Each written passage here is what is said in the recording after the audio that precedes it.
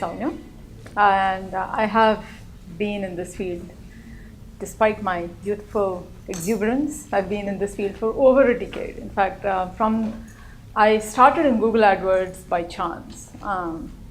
I was in offline advertising. There is such a thing as offline advertising, where people advertise on newspapers that physically are dropped at your doorstep.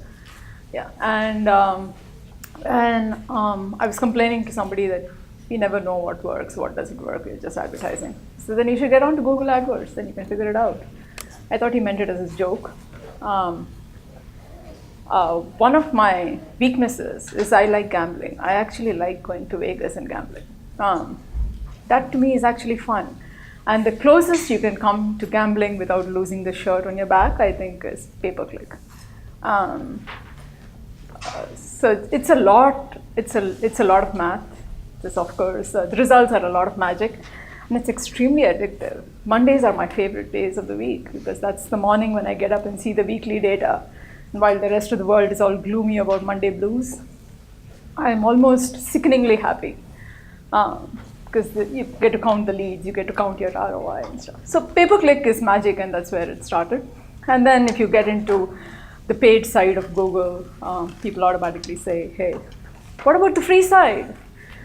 So you sort of get dragged into it. And then I've grown as digital marketing expanded its, whatever, I worked largely as a consultant. So anytime they say, oh, we want to try social media or we want to try something else, I was your trying emissary. And I actually like it. I enjoy, I've kind of grown as the field grew.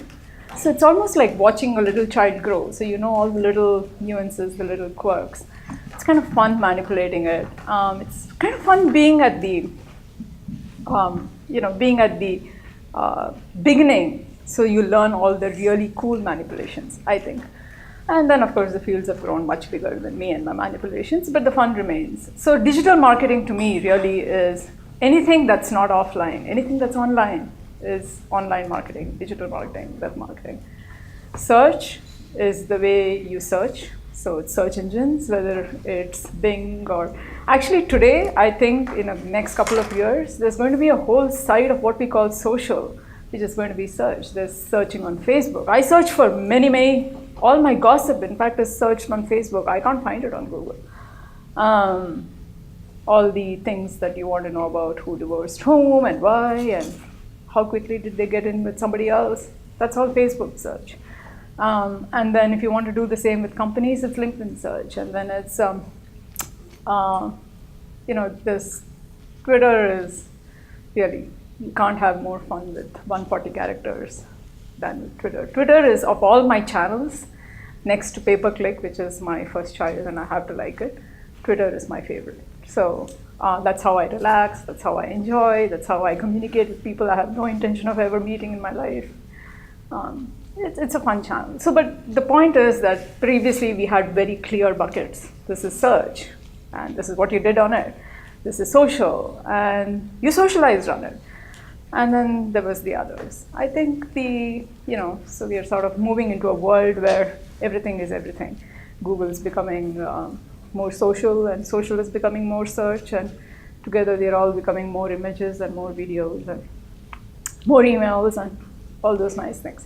Anyway, so today's conversation, there's a bunch of things we can do with digital marketing. You can, if you could build a brand with New York Times, of course you can build a brand with any of the digital channels. You can get your name known, you can socialize, you can comment, you can do a bunch of things. What we are going to focus on, though, is how do you get leads?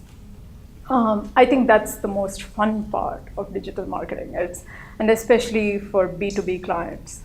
Again, something that just staying in the Valley, I've ended up becoming a specialist in. Most of my clients are B2B. Almost 80% of them have always been high tech, though I have worked with C2C. I worked for eBay for a while, so that's a different kind of fun, and it's slightly different kind of strategies, though the core elements of them remain the same. But we are going to focus on lead gen today. We are going to focus on B2B today. We are going to focus on high tech today. And this class, I've tried to make it, start from the beginning, make it kind of simple. But feel free to stop me if you have some questions somewhere. I like being asked questions. And if I can't answer, we can always email each other. Emails still exist. And then a big part of what we are also going to focus is it's not enough to just bring in the leads. You need to be able to measure them. You need to be able to track them. You need to be able to say, this is what I got in. So many of my leads became sales. And really the analytics part of it. So before we go any further, so how many of you are already in marketing now? Or doing marketing for your company in some form or the other? Do you use multiple channels, single channels? Yeah. You're in B2B high tech as well? No. It's okay, I forgive you. I forgive you too. Thank you. And there was somebody else here? Oh, okay. All right. So what we will discuss today, like I said, is B2B high tech. Getting started, the elements for a search campaign, how to evaluate. The focus will be search, more on SEM. But I think SEO is kind of important too. So we will touch a little bit on SEO as well.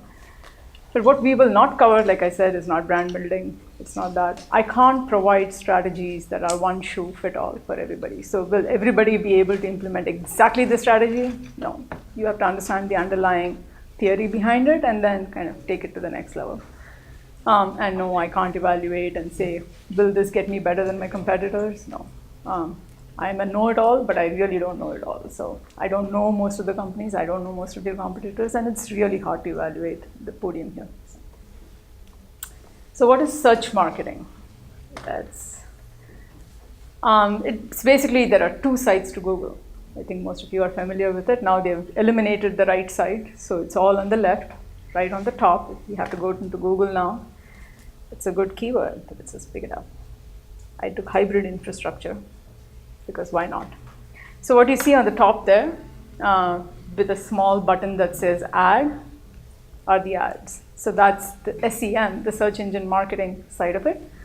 And then if you scroll down, is a very cool feature. It's not really new, it's about 2-3 years old now, but it's still retained its coolness. It's called definition box. And we will touch upon that a little bit later. It's a part of the organic SEO. And then the true organic listings start from here.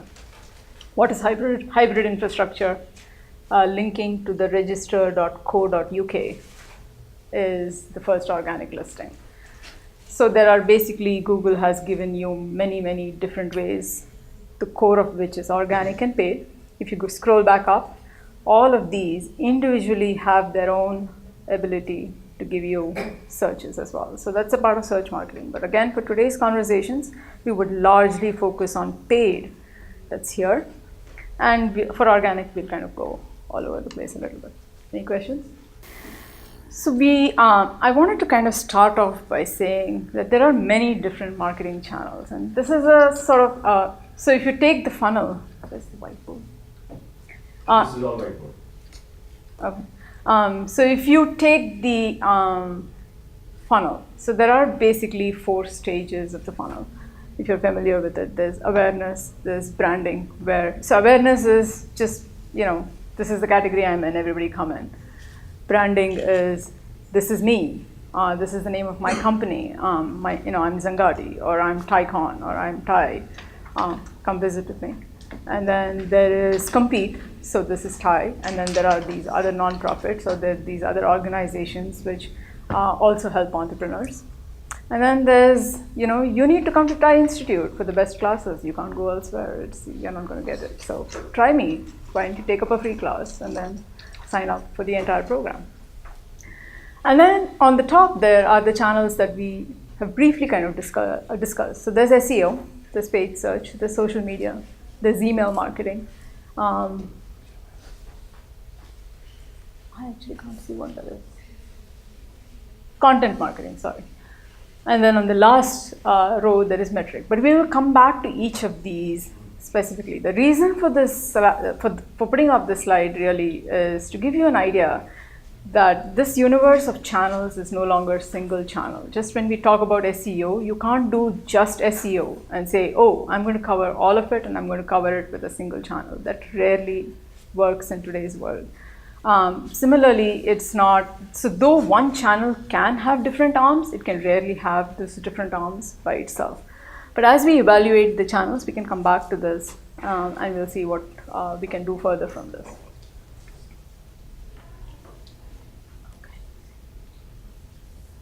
Okay, the old method was you kind of identified channels for each stage of the funnel. You said, I'm going to get top of the funnel visitors through SEO, and then I'm going to convert them with paid.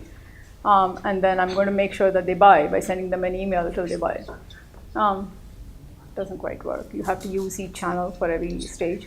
And then optimization within each channel was itself. In fact, you hired consultants like that. You're an SEO expert. Take care of my SEO optimization. You're a social media expert. Take care of social media. And please, the two of you don't talk to each other because it's just too messy. I can't handle it. So that was the old way of doing it. There was almost no interaction between channels. Almost very little, in fact. So SEO keywords would go to paid sometimes. Paid keywords would come to SEO. And that was pretty much it. It was just like, oh, I'm just going to think about it and do it. That's pretty much gone. That era has almost completely been eliminated. So every channel is now expected to play a role in every stage of the funnel. So if I'm going to invest in SEO, then I'm going to invest so that it plays a role all through the funnel. So through awareness, through brand building. In the awareness stage, SEO will bring me the traffic. In the brand building stage, it will put out my product and solution pages. In the competing stage, it will show why my product is better than the other's product. And in the buy stage, it will put up the free trial page. No matter where you go on the site, the free trial will follow you till you pretty much sign up for it. And that's SEO. And the same thing could be said for paid. So when I do paid search, for one of my ads, I'll have a Gartner paper that talks about how wonderful I am. That's branding. On another, I'll have a content account that will just bring in tons of traffic and very few of them will convert. That is your initial awareness. And then when you put up your free trial page, that is asking you to try and buy. And then you can also put up, take competitor keywords and advertise on them, and that's your compete. So every channel, including email, today is designed so that it competes on every phase. It's expected to. It's no longer an option. Because of that, as marketeers, we have to wear all those hats. When we build strategies, we no longer just hire resources and say, all right, go do your job. We have to sit together and say, all right, this is how I'm going to plot my strategy. This is the budget I have. These are the resources I have. And these are my goals. Now let's see how we are going to use each of these channels so that we can optimize all of them. All channels are needed. So there are very few channels that you can completely walk away from in the history of a company. It doesn't have to be all at the same time. It doesn't have to be all in month one. But it is very rare today to find a company that, well, I won't say it's rare. So there are certain channels which are still outliers. Using the radio, for example, may not be everybody's cup of tea. Or just calling, telemarketing or something. There may be certain channels that are not used to maximum, but in general, online channels, it's very hard to just say, I'm never going to touch that. That's of no relevance to me. I think that era is kind of at least slipping away. And every company I have worked for, from eBay to the stealth mode startup that I'm currently working with, everybody has limited budget and limited resources. Not a single company, not at one meeting have I ever heard, we are overflowing with budget, come help us. Or we have so much manpower, we have no idea what to do. Never. You haven't worked at Facebook? No. So, but I work with enough people who work at Facebook, but never. Even in eBay, where we had different departments run the same exact ads for different products, never did we enter a meeting saying, we have budgets to throw. Please, people, come and just carry your cash from here. Everybody was expected to show what they did with the money. There was no free lunch here. Hey, Facebook gives free lunch. So, my single advice is, in this really murky market, where there are multiple channels, multiple strategies, start with the one thing that we know how to count. Start with your KPIs. What is it that you want out of this? If you're a stealth mode company, you want to start building your list. If you're a company that's been there for a while, you want to, and you're getting 100 leads per month, you want 200 leads per month. If you're a company that's looking to go IPO, then you have a different revenue model to show. whatever it might be, set a goal, set a KPI. And point two, the day you buy your domain, you also sign up for a Google Analytics account. Hey, it's free. They take all your information from you, but they take it anyway. So might as well just give it to them on Google Analytics as well. Sign up for your Google Analytics account even before you have your home page set up. When you have the construction worker cartoon out there, put Google Analytics in. You need to know who's looking for you, who is looking for your brand, who has heard of you, why do they come, how many times have they come, and when they come, what is it that you want to show them? You want everything. So that's my tip for this. Any questions? I like a tired group of people. They never ask questions. Is that what it is? So this is sort of a visual image of what I just said. So there are two cornerstones to your strategy, or I should say two cornerstones, one on the top, one on the bottom. You start with your KPIs, you start with your budgets, and you start with your resources. Those are the three things you cannot exceed. You have to hit your KPIs. You have only so much budget, and you have only so much resources. They can't be expanded. And then set your analytics in place. Let the data tell you what you need to do. Let the data tell you if you're doing the right things or not. The strategy. So now, more and more we find that there are two kinds of strategy. One that kind of encompasses a little bit of the product strategy, a lot of the marketing strategy, takes in a little bit of the selling, not a little bit, quite a bit of the selling strategy. So there's one kind of strategy which starts with that and then kind of goes deeper and deeper into marketing. But more and more, at least for startups, I find that the strategy actually starts with, these are the resources I have, these are the skills they have, these are the channels I can reach for. Tell me what I can do now. And it's not a bad strategy. It's worked quite a few times. As much as it sounds like very unstrategic to start with what I have and that's what I'm going to do. It's like the guy who was searching for his ring under the lamplight, even though he lost it in the darkness. It's not as absurd as it sounds, mainly because, again, there are only these channels, and if you have limited budgets and limited resources, there are natural constraints that come into it. So why not start with something that you know? Why not start with the skill set that you can do it? And it's worked. It's worked more than a few times. It's worked almost as many times as the reverse evangelical strategy works. So there are then three big things to consider. Once you lay the strategy down, it's marketing operations, getting into the nitty-gritty. What are your timelines? When do you launch each channel? What is the messages? What do you want the customers to do when they see your messages? That's the CTA for people who didn't understand my abbreviations.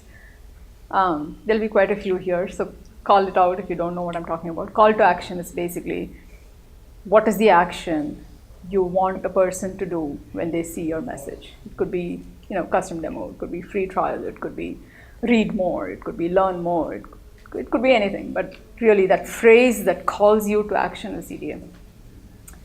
And then testing and optimization. That's another of my favorites.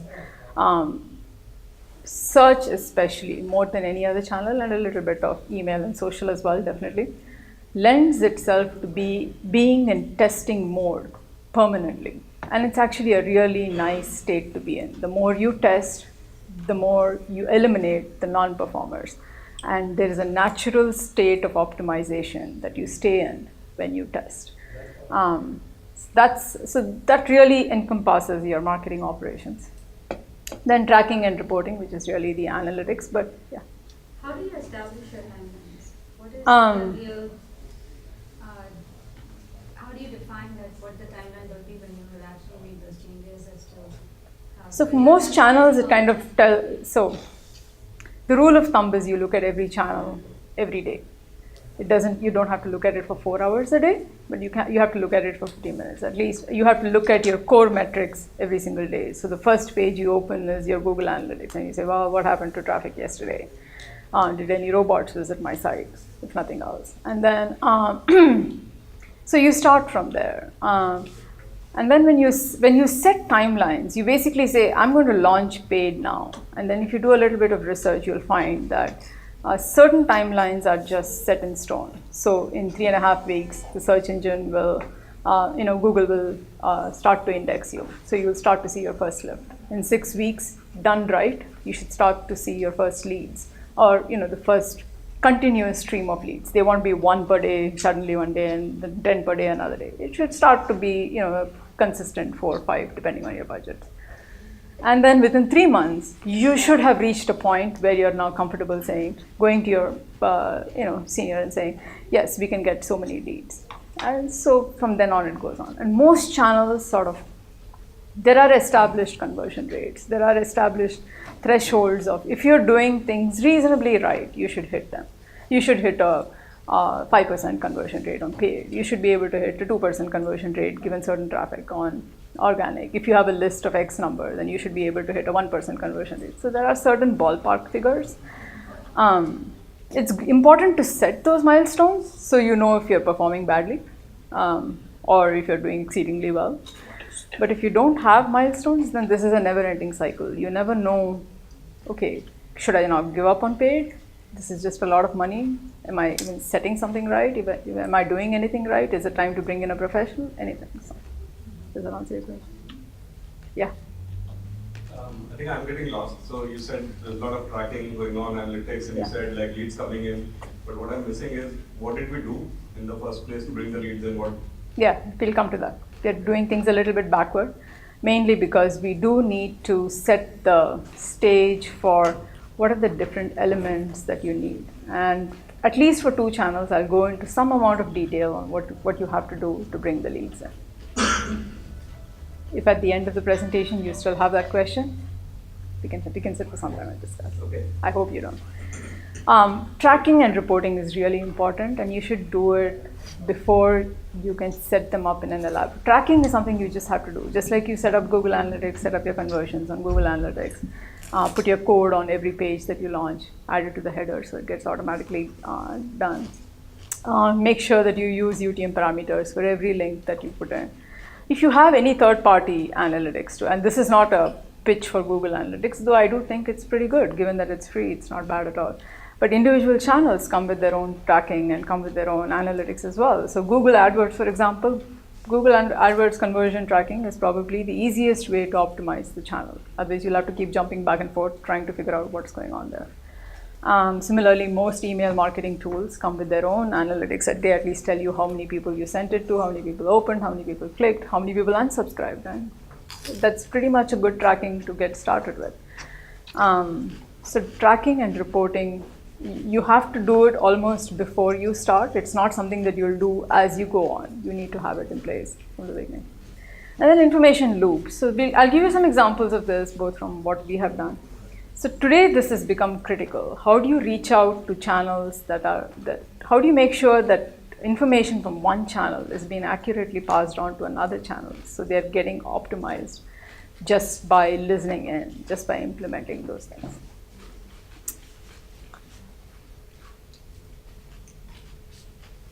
All right, so let's start with setting KPIs and goals. So one rule of thumb is don't set too many of them. So there has to be 1 or 2 main goals. I want to see increased traffic to my site and I want to see leads come in. If you so typically what happens, you have a room of 15 people, you'll have 30 KPIs coming out of it. Everybody thinks there are 2 things that are. And especially if they are from different teams, the product team will say its own, oh, I want to see product downloads, I want to see something. Arrive at 2 metrics and no more. Beneath them, you can have secondary metrics. Like if you say, I want people, I want to see, I want to see greater engagement on the site. Then you can define what that greater engagement is. Is it having higher return visitors? Is it having people see more pages? Is it more time on site?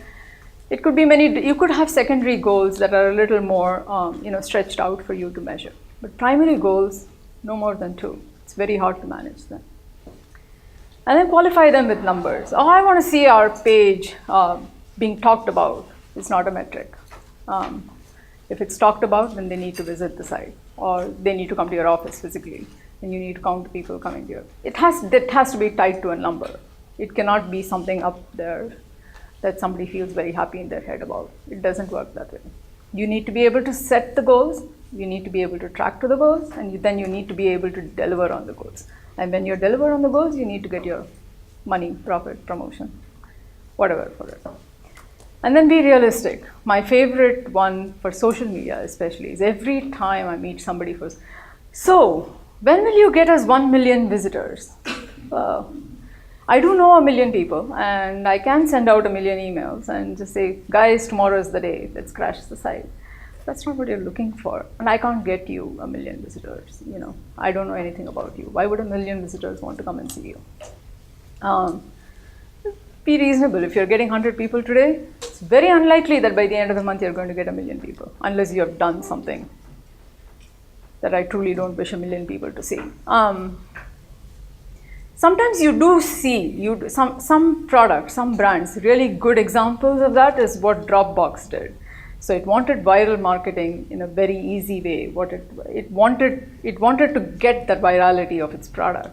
So it said, every time you refer somebody to my site, I'll give you so many GB of data space free. So everybody went around. So same thing with Gmail. Everybody referred somebody because they wanted that extra space, or they wanted some extra emails or whatever. So suddenly everybody was incentivized to send more people to your site to download. Or who remembers the best blender of the lot? Blended an iPad. Do you remember the YouTube video of a blender? Nobody remembers the name, but the name is Blendtech. But so something so profound that even people completely uninterested in a blender would share it, would talk about it, would make a big hue and cry about it. So those are, and the question also is, today nobody in this room remembers that there was a blender and what the name of the blender is. So I'm sure if you go back to your Facebook profiles, everybody has shared that thing at least once. And therein lies the biggest lesson of all. So you may get that 100 to 1 million visitors, but really how many of them bought the blender? How many of them remember the name of the blender? And how many of them would go and buy a blender if they ever wanted to blend their iPad? Why can't you just throw it out of your window and smash it? It's good therapy too. So that's the idea. It's not every brand lends itself to that huge lift. Not every brand should lend itself to that huge lift. So be realistic, If you're getting 100 leads today, you can expect 1,000 leads. Maybe 10x is not too bad. But 1 million leads, no. We do math, not magic. It doesn't work that way. So, and this is especially true. How many CEOs in this room? So I love CEOs who say, I want to see my result first for this keyword. You're not in page 15 today. And even if I bribe Google, I can't get you to page, position 1. Translate that. Why do you want it in position 1? Oh, I want it in position 1 so that people can see me when they search on the page. Well, that's a nice feeling. So let's achieve that in 2 years. But meanwhile, what do you want? Within those 2 years, what do you want? I want more people coming to my site. I want more leads, or I want more people coming to my product pages. I want more people to try it. So those are reasonable goals. And then in 2 years, let's see if we can bribe Google enough. So I do have a question. Yeah. So what is the total numbers? But if you have a regional play, Regional play? Regional Yeah. play, right? I mean, Yeah. most things, gig economy is all about some region you're trying to open, or you're a market. How do you play these online marketing tools with respect to a very specific area, right? It could be like the Bay Area, it could be New York So City. most online channels, that they have worked out. They have worked out how to show you localized, how to make sure that you're getting the local, you're spending money only on the local, or how you can optimize to localization. Localization and to some extent behavioral, we have sort of solved for that problem.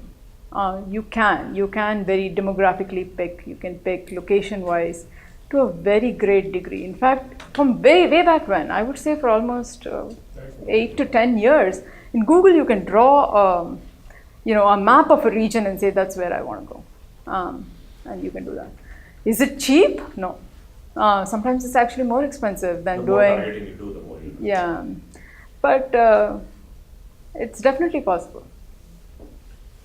Soumya, what do you say to people? Because I have this comment, I got this email from this company that says, how can get you on page 1? On Google, in no time, just pay me $1,000. Yeah, so you should go for it actually. Somebody is willing to guarantee it, just sign a contract saying, I won't pay you a dime until I'm on page 1. And then let them do their work. So if you're so sure you can get me on page 1, and it's not impossible, by the way. So I just showed you 2 parts of organic, which are right now not low-hanging fruit. Nothing in Google is ever low-hanging fruit unless you work in Google and manipulate their search algorithm. But there are ways and means of kind of going around it. But if somebody guarantees that they can make Google do something, take it. You have nothing to lose. Just sign a contract saying, I won't pay you a dime. Not even travel expenses. Tricks around which phrase you are going to get. Yeah, the only thing I would caution I will always is be black on hat. page 1 for yes, later. Correct. You know, I don't need an Maybe S. not, even for that. I'm losing that now, but I've been there for 20 years. It's an uncommon name. So. The only thing I would worry about in organic is black hat. So it's very hard. The line between black hat and legal is so very thin that sometimes even the best of us can get fooled by it. BMW got fooled by it, for God's sake. You know. What does that mean? So black hat techniques are basically loading your website to manipulate Google's algorithm. So you know Google, at that time at least, Google was looking for links. So you go in and in the invisible site on your XML sitemap or just on your sitemaps, you throw in a bunch of links which don't really have any of your content on. You're just buying links and throwing them in there. And then if you do that, and so automatically because of the algorithm, you start to rise to the top. But then when people figure out that you're stuffing keywords or you're stuffing links, then Google dings you. And when it dings you, it actually banishes you from the search engine for a good 6 months. So then there are lots of these black hat techniques. I mean, they come up with new ones all the time. Some rules of thumb is if you can't, so prepare your website for a visitor. If your visitor cannot see it, or you don't want your visitor to see it, then you don't want the robot to see it. Not everything. I mean, you don't want the visitor to see the HTML code and stuff like that. But make your website so that a visitor can come in, can navigate, can see things, can search things, can find things. The robot will do it too. So that's sort of a rule of thumb. If you won't do it for your visitor, don't do it for the robot. So, make sense? Okay.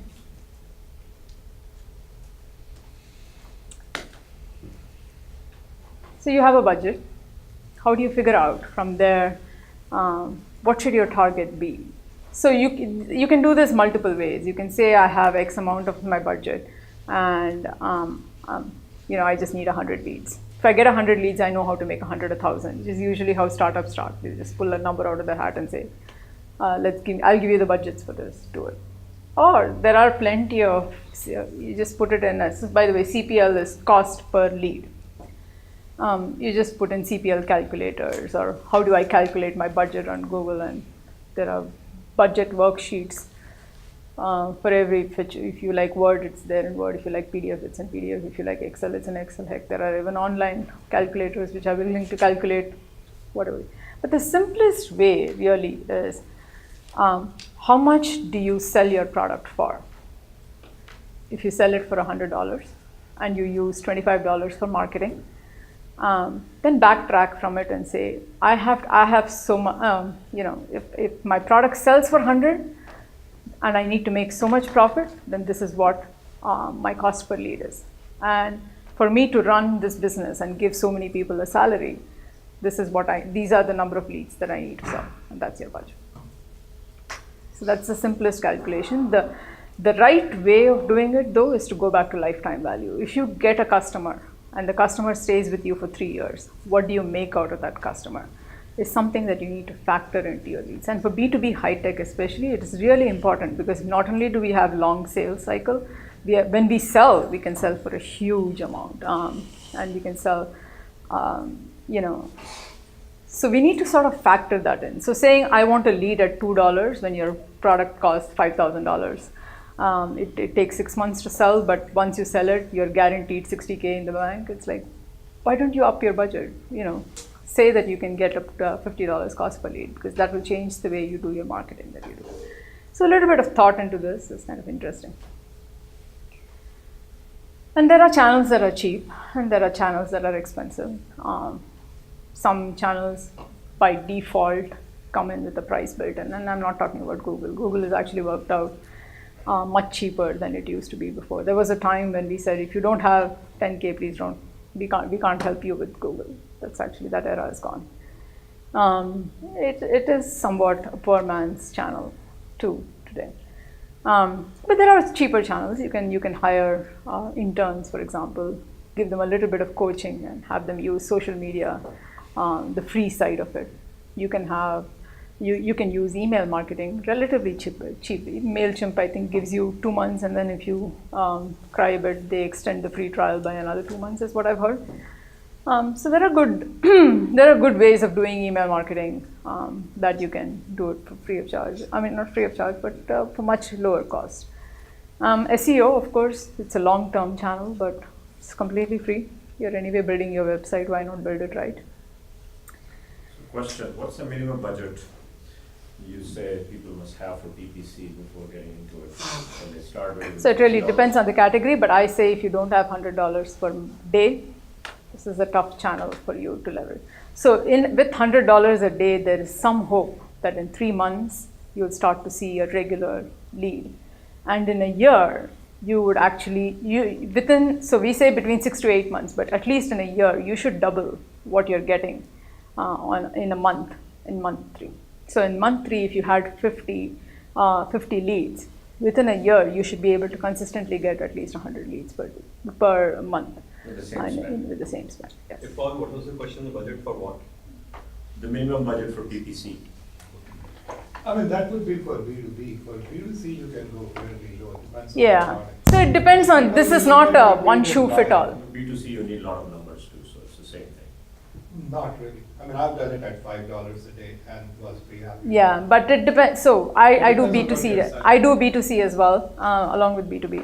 So currently, what we find is it's a very crowded space.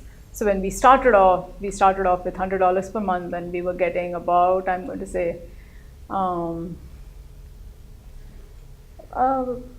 maybe so it was 25 in 5 days. So about 20 into 4, about 100 to 200 leads, 100 to 150 leads per month.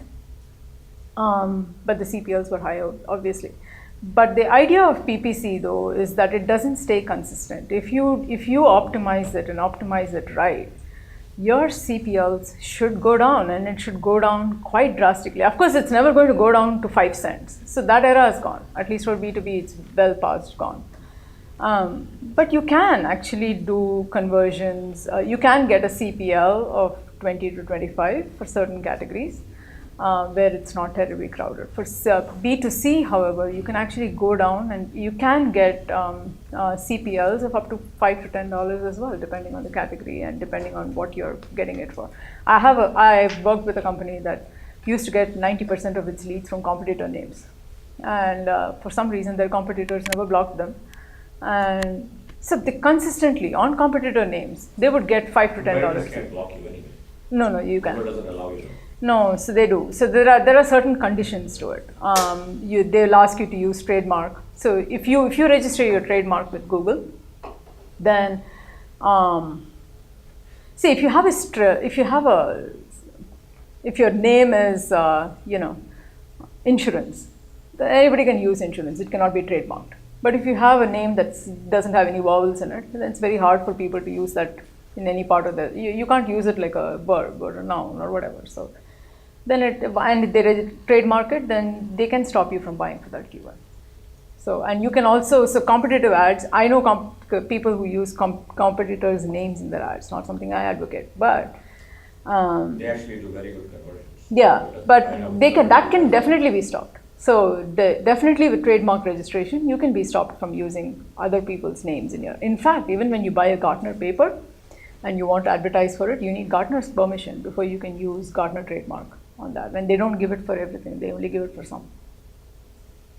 So there are some loopholes, like in everything. It's about finding them and using them. But competitors can definitely ban. There are very strict rules on competitor advertising. Sometimes it's mutual. They say, I will advertise on your name, you can advertise on my name. Or the reverse, you don't advertise on mine, cease and desist, and I won't advertise on yours. And what is your experience with Bing versus Google? Yeah, so Bing is a nice channel. I really like Bing. 'Cause I But saw you're stealing my CPLs thunder. are very low. Yes, CPLs are very low. It's a terrific channel. Can I come to that Okay. without stealing my thunder long before it? You're like 10 slides ahead, really. Oh, I didn't know you had that. Yes. It wasn't there when I looked at the notes. By the way, just one more comment. I know you mentioned you can use free version of MailChimp. I would recommend to nobody to use it if you're a company, because it says, it's like having a business card with, you know, the logo of the company that gave you for free. Yeah. Vistaprint, provided by Vistaprint. And I've seen people hand a business card which says supplied by Vistaprint. It's like, excuse me, what are you doing? So don't ever do an official campaign with somebody else's name underneath it. So I agree with that, but then If you people don't have their that own kind of money, constraints. don't do it. So it's, yeah, exactly. So And that, do it the with key Google. being if you have any kind of money. If you don't have any money and you're trying to prove a case of Use Google. driven existence, yeah. You can do 500 every day.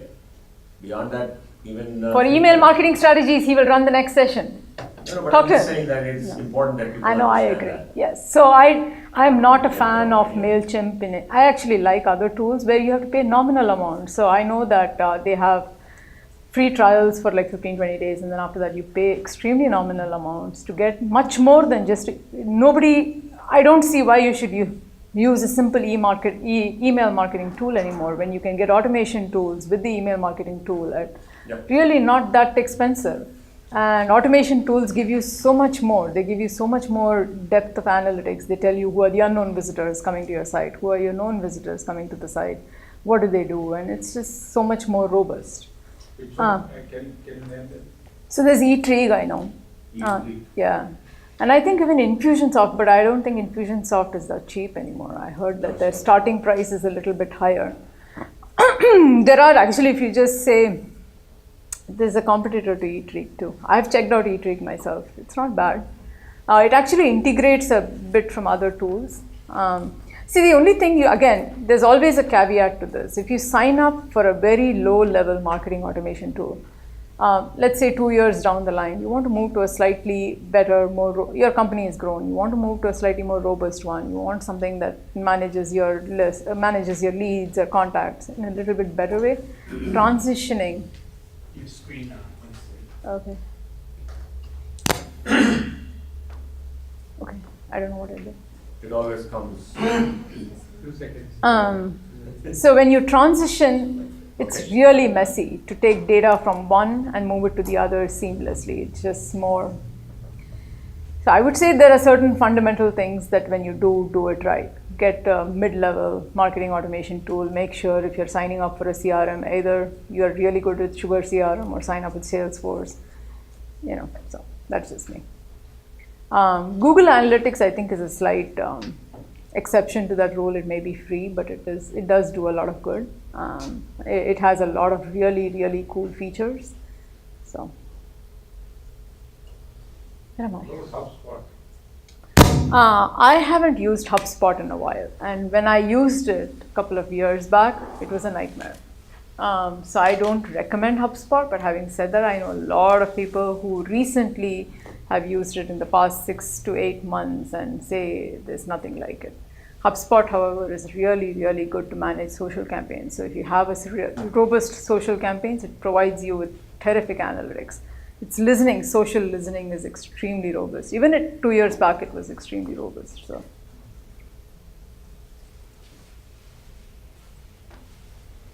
any questions? Can I move on from budgets? If you'll notice, I'm going from the really boring stuff to the really interesting stuff.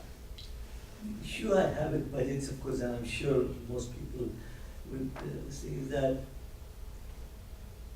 you did make a mention that you sustain for a period of year, and there's a likelihood of you increasing the. Yeah. Question is, can it be shortened? That's number one. And most startups do not have that kind of money to really sustain for a period of time. Most companies don't I have. think that's the key question. Like I said, I have And is never there met a some company. way to really figure out early on to see how best you can really shrink that. I think that's the key thing. So I think one of the, so I would actually say something different there. If you are, so there are channels which lend themselves more easily to short term, And then there are channels which lend themselves more easily to long-term sustenance. The ones that lend themselves to short-term cannot provide the scale. So something has to give. So they rarely provide you with the enormous scale you require in terms of lead gen. Then what happens is 6 months down the line, you say, okay, I've hit my 6-month goal. Now triple this. That can't be tripled. And that's where the issue comes. When I say you use all channels a little bit so that you can manipulate it at any time when you want to lower the budget, when you want to increase the leads, when you have some money, you want to put it in, when you don't have money, you want to pull it out. Keep your fingers, so choose your cluster of, you can't do 1 million channels, but you can do 5, 6. You can do 6 to 10, depending on your resources. So find them, pick them, keep them warm, so that when you need to scale them, you can scale them. And I also, Yeah, I think given the constraints for startups, wouldn't a short-term strategy be good? I understand the migration is difficult, but the fact is you are constrained. And if you have reached and it's 3x, now you can afford it, right? So in the nature of things, wouldn't you advise that you should just go short-term initially if that's the starting point, because that's what you can afford? And then when the time comes, of course, migration will be tougher. so budgets are always your biggest constraint. You can't build any strategy, so that's the cornerstone. The idea here is not to say rob the bank and raise money so you can do all the expensive channels. I think that I'll make 2 points. One is really 5 years back, doing Google AdWords for a startup was extremely hard because the bulk of the keywords were already bought by the larger companies. You couldn't compete with them. You couldn't get into positions so that you could get leads. And you would spend enormous amounts of money before whatever they did with their algorithm, whatever they did to clean this order, maybe people just left in droves. I don't know. But whatever it is no longer. So there are myths floating around. Not all the myths apply to you. So I would definitely say look for, and I can show you some creative examples of how do you find your way, within this, so that you can achieve certain.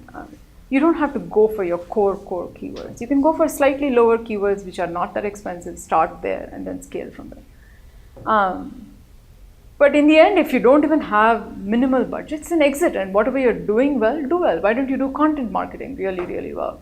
It may be, it's easier if for you it is more resourceful to just come out with a ton of pages of different kinds.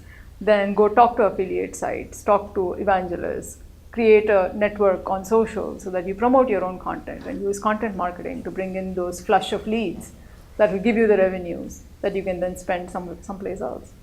So there's always so it has to be a win-win. You can't go on a loss on advertising or marketing in the hope that at one day the coffers are going to be overflowing. It doesn't quite work that way.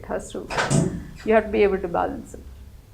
But I would be really scared if a company has some amount of money and is looking to scale within 6 to 8 months, and they're depending completely on organic channels of any kind, whether it's organic search or organic social. And I think that's the fault I see with a lot of startups.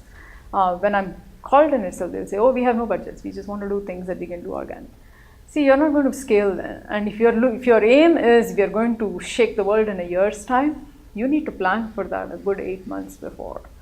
And do something so that when it's time to scale, you can scale. So this is a very short slide. I just wanted to touch on it because this is another popular question for startups. What tools, what resources do we invest in? So use free tools. If there is free lunch, you should eat it. So it's, there's no need to go get something. But if there is, so my personal recommendation is always, go for the tools which will give you in-depth analytics. Most tools, so all email marketing tools, barring MailChimp, offer the same kind of email. You put in a list, you write an email, you send the email, it gives an email blast, it tells you opens, it tells you clicks, we're done. So there's no real groundbreaking, earth-shattering value there. So most of the SaaS tools are like that. If you learn Marketo, it takes you about 5 days to learn Acton and then another 4 days to learn Pardot, and you're sort of done. They're not vastly different. They don't offer something that's, wherever possible, use a free tool, and then when it's not possible, invest in ones that are good, that will sustain you for a long time. Moving from one tool to another is a huge resource constraint. Every time we have changed marketing automation tools, every single time, it's a 3-month help. So integrating of marketing automation, integrating of CRM, putting the whole thing together. You have to spend much, much more doing those things than you need to. So that is one.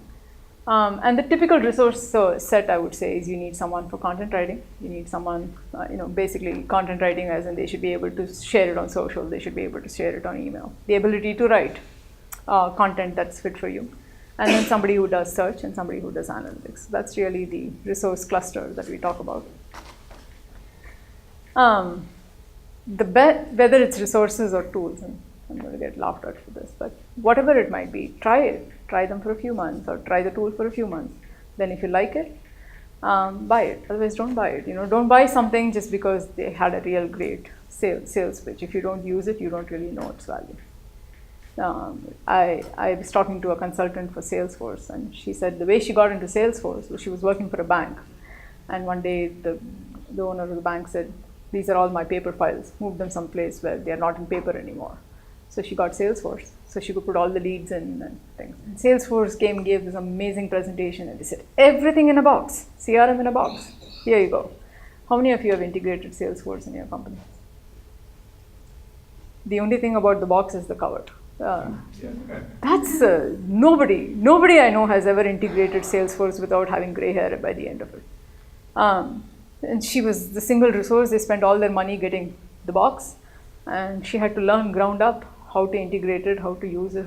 She said, that's how I became a Salesforce expert. So thanks to their inbox thing, I actually got a new career. She went from receptionist to Salesforce specialist. Sales pitches are amazing. People hire the best salespeople in the world. Use it. And then I have another marketing automation tool, which comes under the same category. Getting into it is a hell. Getting out of it is an even bigger hell. So you're basically, once you enter the hell, you just have to be in flames all the time, just using that thing. You know which marketing automation tool that is? Any guesses? Far be it from me to take somebody down, but. Eloqua? No. Oh, Eloqua doesn't exist anymore. Yeah. Yeah, Oracle. The tool I talked about yesterday. It's a hell. Every day there is an event in my, where I work for, called, oh my God, it crashed again. So it's, yeah. Can you suggest some content writing? Yeah. I actually have a whole slide on it. Wow. Any other questions? Tools, resources. I'm not, I don't want to spend too much time here, especially if I'm not willing to ding any tool. I think at the end of the day, you have to take the calculator, yes. No, you have to try it. I think every one of us has products, I know. So no tool is perfect, but you have to measure its distance from imperfections. And there are enough SaaS tools out there which really, it's a wonder they even survive. So, but try it, what works for one person. I'm not a huge HubSpot fan, but everybody whom I've talked to has said HubSpot works very well. On the other hand, I think Acton and Pardot are amazing. They're so easy to use, so nice, so well integrated, and I could go on and on, but not everybody is a fan of them. So At least the customers are. yeah, so. So this is something I grabbed from the net. I think the purpose of this, so all of these channels, they say, well, they talk to B2B people and they said, oh, these are the channels that work best for them. Most of this data we already know. We know email marketing, everybody says it works, content marketing works, social media. I think my point in the slide though is you kind of have to think a little bit out of the box. You have to say, I have limited budgets, limited resources. I want to use content and do the Dropbox. I love the way Dropbox did it, just because they didn't have to do one extra thing except maybe create an extra page on their website to really go viral, to go, so they grew from zero to nothing by just being smart about what they did. They did what everybody does. They used the same tools, they used the same channels. They even didn't spend any extra money on it. They were just smart about it. Doesn't that technique have a name? Like these channels are various things. So I'll actually give you a recommendation for a book. For people who haven't done viral marketing or channels, the book I recommend is called Traction. I forget the name of the authors. It's not their fault, it's mine, I'm bad with names. The name of the book is Traction. And what they really do is, first of all, for people who weren't aware, apparently there are more than 19 online channels. And for each channel, they give you an example of somebody who's used it in a very different or interesting way. What I liked about it is it makes you think and say, wow, I can take a traditional channel and do something different with it. That really goes with the branding of my own company.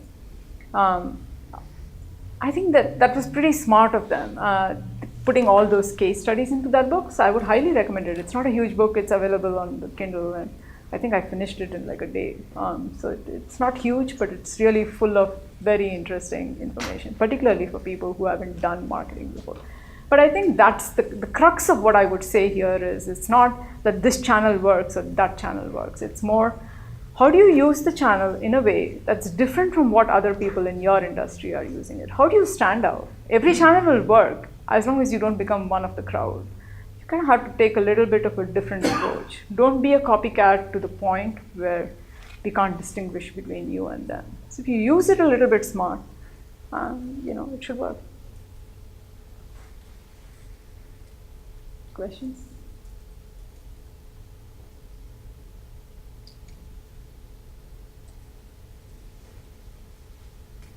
Can you tell that I really like analytics? No, not yet? Should I hammer it in a little bit more? Okay. So yes, I'm not a huge fan of web design, but apparently I am a big fan of analytics. Analytics before web design. I can't emphasize this enough. Most of the times when I'm called in to come and consult, I would say about 80% of the time, they either do not have analytics set up at all, or they'll say, oh, we have a Google Analytics account. And you have tracking code on all the pages? Oh, I don't know. Or, oh, we have Google Analytics on all the pages. Really? Can I go check? Sure. It's not there on this page. Oh, that's because it's a different template design. And we put it on the header and this doesn't carry that header. So, okay. And then, or my favorite, we have set up goal conversions as well. And are you tracking the goals? No, it's not counting for some reason. Okay. So, no, Google, the one thing that Google does really, really well is if you ask it a question, it answers, no matter how stupid it is. And on its own tools, maybe it's just more showcased for me, but I find that they're remarkably great at creating wonderful tutorials. Use it. How do I set up Google Analytics? It will tell you a 10-step way to set it up. How do I put my code on all the pages? This is the 5 steps way in which you do it. How do I set up goal conversion? This is how I do it. How do I verify that I've done this all correctly? This is how you do it, and you're done. Please use analytics. Without it, it's like literally like driving without a map, which is what I do most of the times, which explains why I'm always perennially late everywhere. But that's not the recommended way.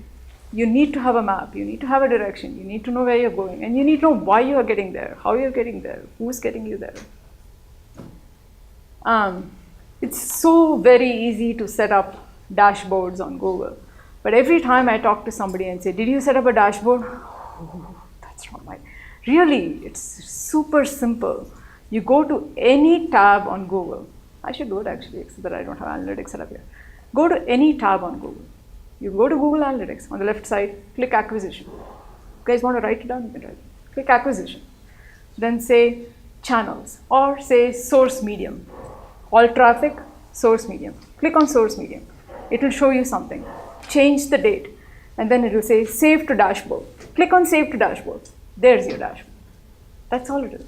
And if you don't like the look of it, go and say, I want to click on shortcuts. It will say, do you want to create your own shortcut? Say, no, I don't. I want to copy somebody else's.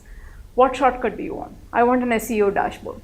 Type in SEO. It will throw out all the SEO dashboards that are public. Pick any one that suits your temperament. You like the color blue? Choose the one which has a blue header. You like the one which has a lot of line graphs? Choose the one that has a line. Get started with it. Once you start playing with numbers, playing with graphs, it is fun. You won't do anything else then. If you're a product manager, they're a product. Just saying.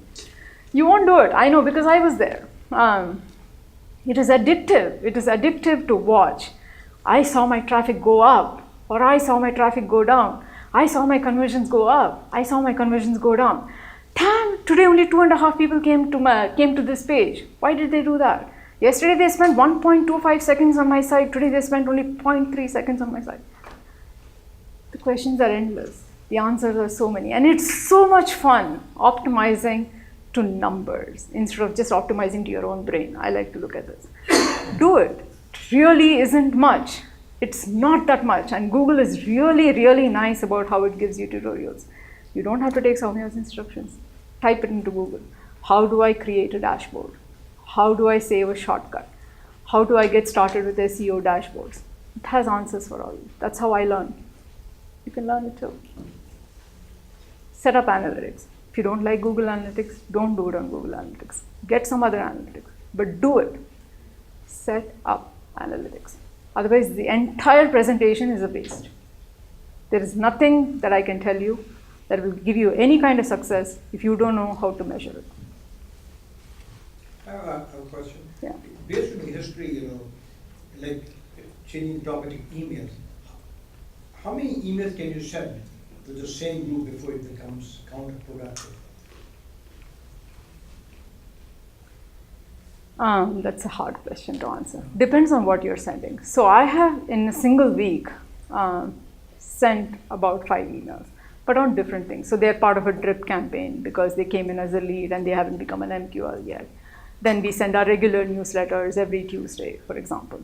So on Monday, they got the drip. On Tuesday, they got the newsletter. On Wednesday, hey, they also turned out to be part of my healthcare industry, which I'm focusing on, and I have this amazing case study. So they got a newsletter with just the healthcare case study. How many of them unsubscribed? It's the usual patterns. I don't see huge patterns and saying, oh, they unsubscribed. But how many of them unsubscribed exclusively because I've harassed them for 3 days in a row? I don't know. They don't tell me. And I have not, as long as your content is sensible and kind of tailored to them, I think you're good. It's when you get irritating that, hey, it's 2 days since you visited my site. Hey, it's 1 hour since you visited my site. Hey, how come you're not coming back? Shall I bang you on the head till you come back? I think that gets irritating. But again, I know, marketplace companies that regularly send, I receive 4 emails from them in a day. So I put them all into my spam folder and ignore them. Because it's just, now you're irritating me. So I think it's the key to email marketing and not snubbing people off is to keep the content fresh, keep the content relevant, and send only if you have to. You don't, not just to be in their face. I don't know. Is that a good answer? No, yeah. Because I was thinking even like PayPal and all, right? I mean, even big companies, they regularly send stuff. And in some cases I find it very bad. In other cases it doesn't bother me. So see, B2B high tech in general, I have not known companies that send multiple emails in a single day, or they shouldn't. Usually email marketing tools itself will tell you, hey, you've already scheduled this person to receive a drip campaign today morning. Do you really want to send him a newsletter 2 hours later? I mean, I don't know the context for it, but like I said, I have at least twice done the same thing, sent them 7 emails. So, and then we had a competitor who got acquired. So we sent them another email. So it's, did they unsubscribe because I was too much in their face? I don't know. But I can tell you from experience that there are people, because we've seen in tests where we send 3 emails in the week to that person and also try to do triple touch the first time. And there were enough people who were annoyed with it, who actually ended up unsubscribing because of that reason. So you can get to that stage. And then it depends on what does your email do. If your email is always trying to sell, you're going to get a negative. I would actually suggest if you want to touch them multiple times, why not use different channels? One of the things that we do, as part of the info loop, if you will. So we had we sent out, so we got a list of people who use one of our vendors' products, and we emailed them. And then whoever opened the email, we took their information and gave it to our social media person and said, hey, can you go see what they're up to or follow them on Twitter or LinkedIn or whatever it might be. And then we went to our VP of marketing and we said, can you go look at their LinkedIn profiles? Or not of everybody, but let's say that there were 10 different companies and 50 different people from 10 different companies. Go and look at the senior most person that you would like to talk to from there. So they went in and looked at their LinkedIn profile, and many of them actually reciprocated, or just out of curiosity, who is this guy looking at my profile? And then when you give them a call through a salesperson, they respond. They know that they have responded to something that you sent, and they're more amenable to talking to you. We had a very good success rate with that. Again, there might have been a few that unsubscribed, but I'm not sure if they unsubscribed just because they wanted to, or if something triggered it. But we had enough successes to justify, all right, a few answers. I think what we are saying is, at least looking at my personal background, personal experiences, if you're giving information, Yeah. then you can do, the example Yeah. you're giving, then multiple in a week, because the person is getting information. Yeah. If all you're trying to do is sell, then one per week might even be too many. So it really depends. So it also depends on selling. When you say sell, so if somebody has already come to your product page and seen it, and you know that they're hunting for it, they're hunting for a product like this, maybe reaching them through an email and saying, hey, we realized, we run email campaigns for people who in this week came to and saw our product we do page. that too. Because that's low-hanging fruit for us. Hey, you came and looked at our product page, and we realized that you're currently using this old product, which can be easily replaced by ours. Would you be interested in a communication? It's a perfectly relevant. I think what is not relevant is sounding terribly spammy. But I haven't had too much of a negative experience to really talk to it and say, oh, it doesn't work. Sometimes, so there is a tool called Conversica. Is anybody here familiar with Conversica? So Conversica has a very strange model. So basically, you can use it for multiple reasons. One of the reasons we used it is people come in as a lead and they are not yet an MQL. So we need them to get touch points. And we don't have enough of ISRs to go on calling them or whatever. So Conversica has this, we'll send out 7 emails, and we have seen success with 7 emails. We used to get a lot of people really, really mad at them. Hey, every time I turn around, there's an email from Conversica. They don't know it's Conversica, but from you guys, can you just stop? And we saw that the unsubscribed ratio went up.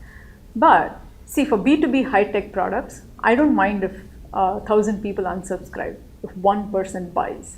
And we would get that. We would get that one person saying, every time you come to my mailbox, I think I should reach out to you. We are looking for this. And then the 7th time, they're like, all right, we had it. So can somebody reach out to me?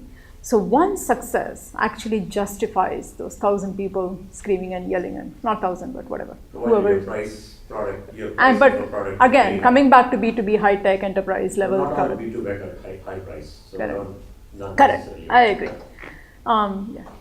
Sorry, I have a view that that strategy, you actually compromise on your brand. And if it is a... So I'll give you a slightly different view. If we don't use Conversica, those people are never touched. So they are just weighing in on my contacts list, on my leads database. Nothing is happening. They are not going to move at all. They are never going to open a newsletter. They'll probably finish 2 cycles of the drip campaign, and they'll go buy my competitor. Because I've gone into this phase where I simply don't exist anymore. It's, you don't think about, I have to wake up in the morning and brush my teeth. You just go brush your teeth. It's just a routine. Nobody thinks too deeply, or at least I hope not. And it's something like that. We have become part of the furniture for them. They don't think about it. Whereas this sort of goading you into action for a product that does not require significant brand value to be bought. It's bought more for its feature value, for its solution value. Maybe it's not too bad. I agree with you that it does take the, this becomes the irritating brand kind of thing. No, but, so I was just thinking, even if you think about McKinsey, they've got their publications. Yeah. And just send it out, once Yeah. a quarter. And it's useful information, but they're doing it for branding. Correct. And for thought leadership. Yeah. So depending on how you use it, I've at least found. Yeah, maybe Conversica is not the right tool for you because they're genuinely irritating and their mails only say, hey, we want to talk to you, we want to talk to you. It's not exactly a branding assignment. Their job is to take a lead and make it in MQL. But to his point, maybe email marketing, maybe a different kind of nurture campaigns and stuff. Maybe If they're you not look at wrong. the other side, if you're receiving those emails, Yeah. because I do receive many of those type of emails, and many of the emails have a personal contact who I can respond back to. Yeah. I appreciate those emails, but when there are broadcast emails with just an 800 number, I get very annoyed with that. Because there's no way to correspond to them, and these are totally black emails, and I just don't appreciate it. So if you're doing any kind of a B2B contact, Yeah. it's best to have a person that you can reach out to and respond to, and then it forms that really healthy handshake. Yeah. So it's, And also, it's a good practice to have that option from switching to daily updates to weekly. You know, that's what I do as a consumer. If I have that option, if I like the content, but I don't really want it daily, then I just switch to weekly. If there are options there. so this is my traffic dashboard, or one of my versions of traffic dashboard. Basically sessions, page views, the new users, and then kind of see how many of the people, how many total users did you have and how many of them were new. So I think these are just examples of how they can be really simple dashboards. They don't have to be terribly complex. And it's pretty easy to build. And this is not just on Google Analytics. We have built it on multiple analytics tools, and they're not that hard to do. Though I think today pretty much everybody does it just on Google. If you go to things like Kissmetrics and stuff, it actually comes with a package. When the first day you install Kissmetrics, all these metrics are there on top. So there has to be some value to paying for something. So. This is the source. So if you remember, I asked you to go to source and medium and pick your dashboard. So this is the dashboard. It's by source. It says Google, Direct, LinkedIn, Bing, Facebook. It shows your acquisition. So really how many sessions, how many new sessions. It shows your behavior. What's the bounce rate? What's the pages per session? And then it shows the goals. These are standard. So if you just go into Google and just click on the right links, you're there. If you just look at the source dashboard, save it so that you don't have to do it again and again. You can just see it every day. So one of the cool things about Google that I really like, if you see the box that I've highlighted in blue, it says secondary dimension. So you can go to something like a source or a medium and then drop down from your secondary dimension, choose keywords or choose landing pages. So you can say, who came from Google Organic to my product page? How many people came, and just measure that. If that's all critical to you, you're not interested in people who are looking for a job, that's what you're looking for, you can do that. And you can set that up as your dashboard. It's literally 2 clicks to set up. So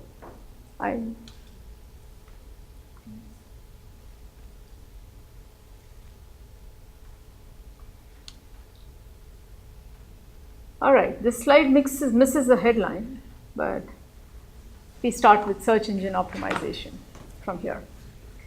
So these are the 4 sort of cornerstones of search engine optimization. How many of you are familiar with SEO?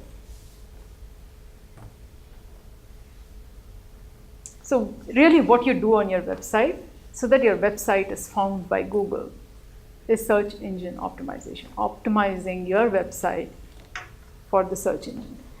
Usually we do it for Google because Google has the bulk of the searches, it has bulk of the traffic, it has bulk of everything. But, very happily for us, Bing sort of flows into whatever Google works on Google tends to work on Google, Bing, or at least that's what we think. So if you do well on Google, it follows that you do well on Bing as well. But there are 4 big things within SEO. So I'll start with the bottom, technical SEO first. So this, way back when in 2005, technical SEO changed the world. Everybody had an iframe on their website because it looked cool and it had colors. Couldn't be found by Google. So technical SEO became big. Today, this is the necessary part of your SEO. We assume, actually when we take on SEO clients or when we go to talk to our clients about SEO consulting, I just assume that they have done technical SEO. I'm not much needed there. So, just make sure your title tags are in place, you have the right descriptions, you use the right favcons, and you have a story on every page, and you have keyword tags. Turns out, it takes, there are 3 core parts of technical SEO. There's site architecture, site HTML, the HTML architecture, and then the site HTML itself. The first 2 people still don't do such a bad job. The third one, apparently finding keywords and using the right keywords to describe your title and things are a little bit harder. Again, to re-emphasize, this is the necessary part of SEO. You have no choice. You have to do it.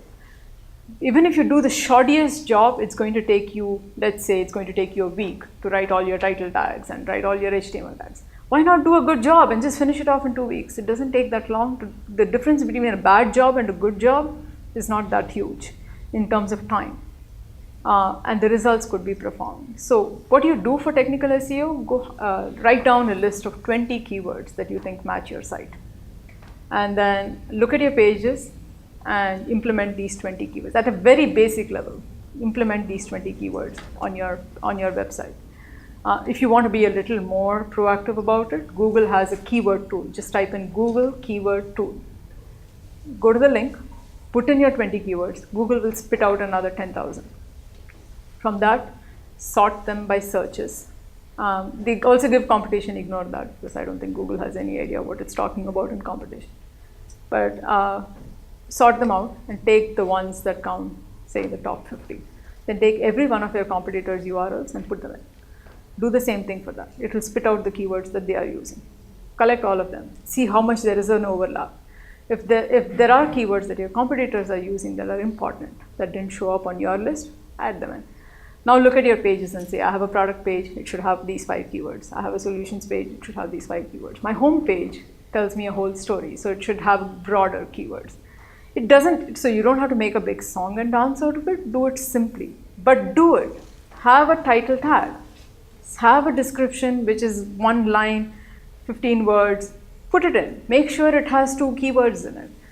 Every image should have an alt tag. We're essentially coders. So when they put the image in, write the image's name in. This is a product diagram. This is the diagram of this is how our product looks. Put a name there. So that makes it easier for people to find it, for Google to index it. And then take everything and put it into a sitemap, create an HTML sitemap, create an XML sitemap, and submit it to Google. With that, your technical SEO is done. This has to be done. This is the next to analytics, this is the next thing that you have to do. If you don't do it, you can't be found. It's not that hard to do. Don't listen to people who say it takes 60 hours to do technical SEO. No, they want to charge you 5K and so they can spend 60 hours on it. Do it in 10 hours, but do it, yeah. So in the SEO, there is a description field where you write long and structure. So how Google uses that as well as the title and everything in the same way, or how? No, so description, so when you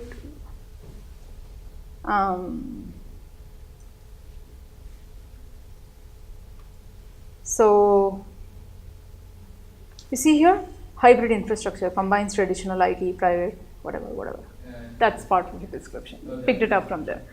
However, what is hybrid infrastructure? Was possibly the title of that page. Yeah, actually it is. It is, that's why it got picked up? Yeah, that's why it got picked up. So it is important to have hybrid infrastructure there. If you're looking to answer basic questions, think of it like Jeopardy. So actually we say voice search is coming up, and for the last 2 weeks we have been conducting experiments on how do you set up keywords for voice search. So I was looking at, I have 2 teenage daughters and they're permanently on the phone. And unlike us, they don't type anything. They don't have any fingers at all. They as well might have not been born with fingers. They only have a voice. So it's like, Siri, what is this? Siri, what is that? And sometimes there's no sense of English itself. It's like, Occidental Siri, Siri, Occidental. What is Occidental? I'm like, can you form the sentence correctly? But that's how you do on voice search. It's not just a teenage behavior, it's even adult behavior. I work for a company that is trying to replace MPLS. And when I sit with the Siri, MPLS, who uses it? There's no coherence in the sentence. So think like that. Think like a Jeopardy contestant.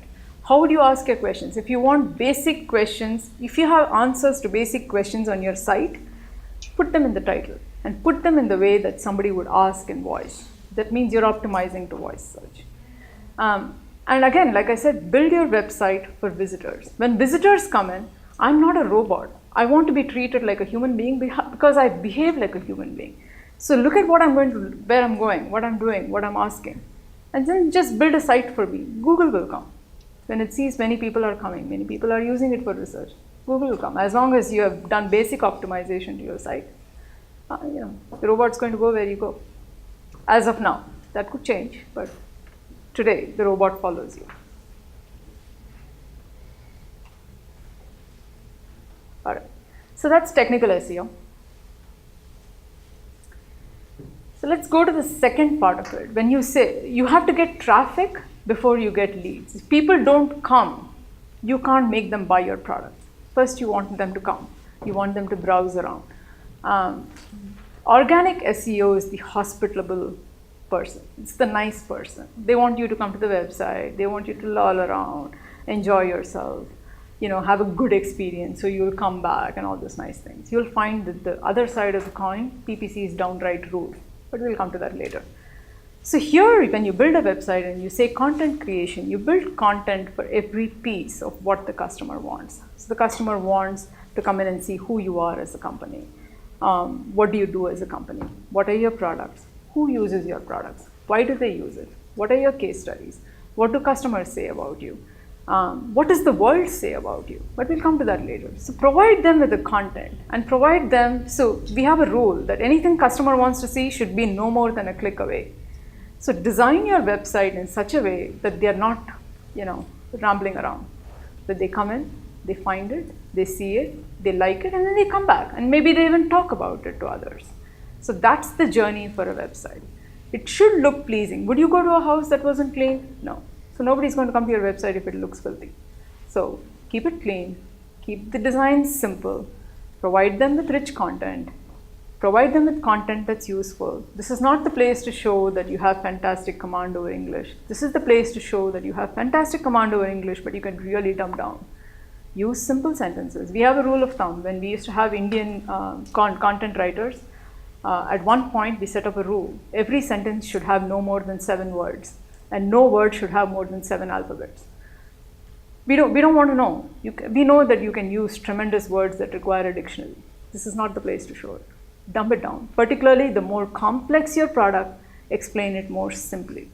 Say very easily, you're using this X product today. This X product costs you so much, and it slows your server down this way. My product costs you a little bit more, but it makes us, we are done. That's what you want to say? Say it. Don't have to use convoluted language. So that's really all about content creation. Create every type of content that you think your user would use. Sometimes this becomes a problem because when you hire writers, they can't do infographics. When you hire people who can do infographics, they can't write. And then you need a writer, you need an editor, you need a second editor, and you need somebody who, so this gets too complex. I'm a great believer in repurposing content. Create one piece of written work and then say, this is the fun part. I'm going to make a blog out of this. This, I'm going to draw a cool little diagram and put it up there. It becomes image SEO. I'm going to take this whole thing and put it into a 4-deck slide share that I can put on LinkedIn and people can see it. So a single piece of content does not give all the information, but together it can form 4 pieces of content that can give you the entire information. Once you start thinking, I need to repurpose this content, you'll be amazed at how much like an elastic band a single piece of content can stretch. I know people who make a living out of this. They take a piece of content and they'll put it up on a third-party site that's doing really well. And then, so it's seen on the third-party site, traffic comes. They'll take the same measure of the content, twist the headline around, change a few things in the introduction, conclude in a slightly different way, and put it up on their website. Then they take it and they give it to a designer and even an intern and say, create a cool infographic with this piece of data. They put it up on Instagram.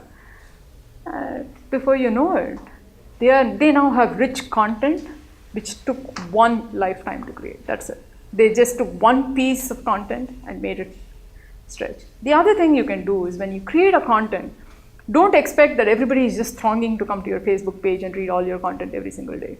Nobody is. Even if they're following you on Facebook, they're quite tired of you.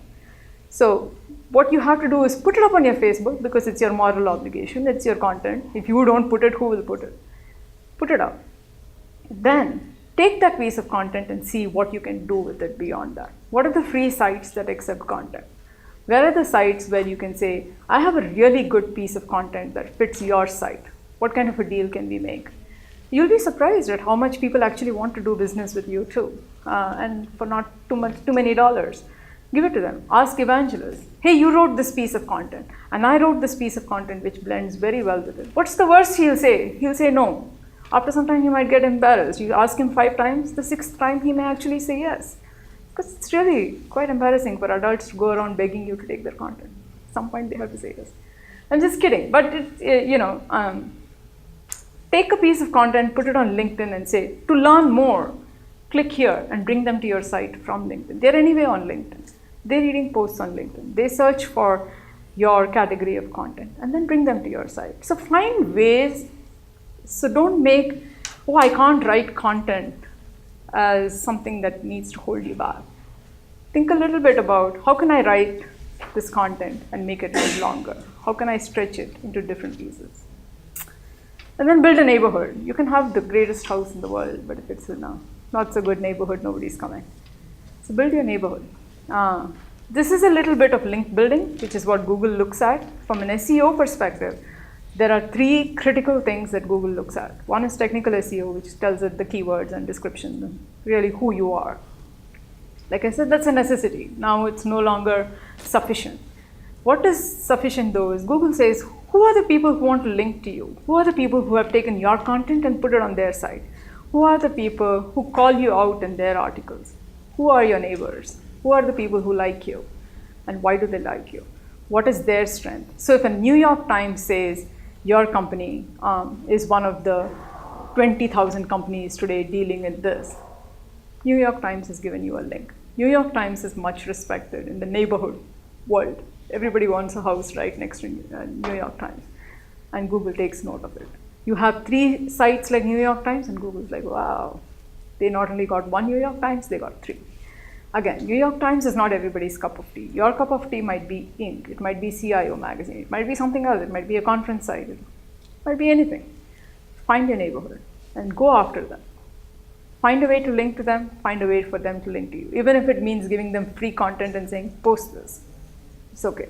The neighborhood is important. Neighborhood is important on the back end and the front end. Put all your customer logos on your site and give them your logo and say, put it on your site if you can. Give it to your vendors, give it to your partners, create nice logos, create ones that people would, it'll attract their attention. Create links. That's your neighborhood.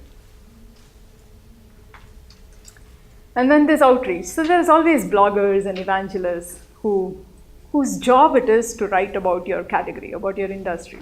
They're not easy to find, but they're not that hard to find. You have to search for them a little bit, find them on Twitter. All of them are on Twitter. Everyone. If you have a blog, you have Twitter. If you have Twitter, you're tweeting every day. If nothing else, you're tweeting your blog every day. So go find them.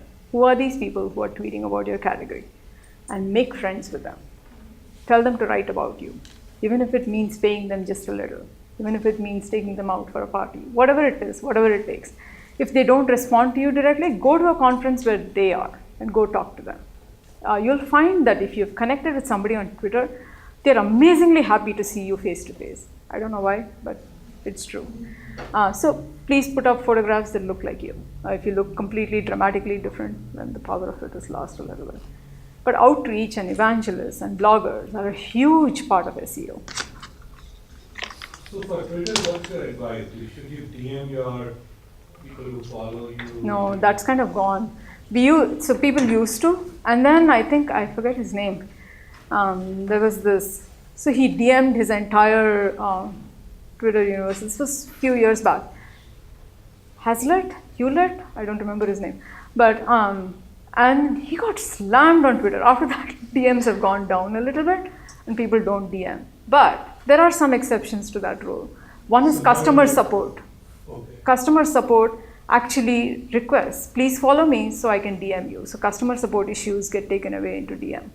That is one. The second thing is, if you want to make, like, you can request that, hey, I have a proposition for you. They'll ask you some details. And if they're amenable to you, they can DM. What I find works a little bit better is you meet them on Twitter, follow them on LinkedIn, or send them a LinkedIn connection. If they accept your LinkedIn connection, that's a much cleaner way of having a one-on-one in-mail conversation. Except the challenge in some cases is really, many people do use their name, but Twitter has no rules, right? So Yeah. sometimes it's Well, yeah. Yes and no. That's the place where I'm little bit struggling.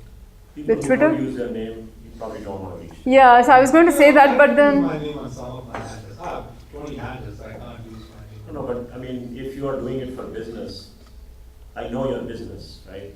From your handle, whatever handle you have, you're But I don't know different. the person name, so it's difficult to find them on LinkedIn. So I know they're small business. There are places, I think there are some sites where put in your Twitter handle, you can get a lot more information about them also. I forget the name. so actually CRM solutions that come with data.org or directory.org or whatever those, so they give it to you for a nominal price and they tell you everything. LinkedIn, Twitter, the whole nine. I think HubSpot does it too. Chatter used to do it. I haven't Chatter used it is in a not while. effective. Yeah, I don't think anybody. I don't know. Yeah, that's it. But Yeah. just one comment I want to add is that I think not always you get these people for free anymore. Correct. You don't. It's a business for them. There was a guy that I reached out to who was from India, and he had a pretty good following and all that, but, not like huge.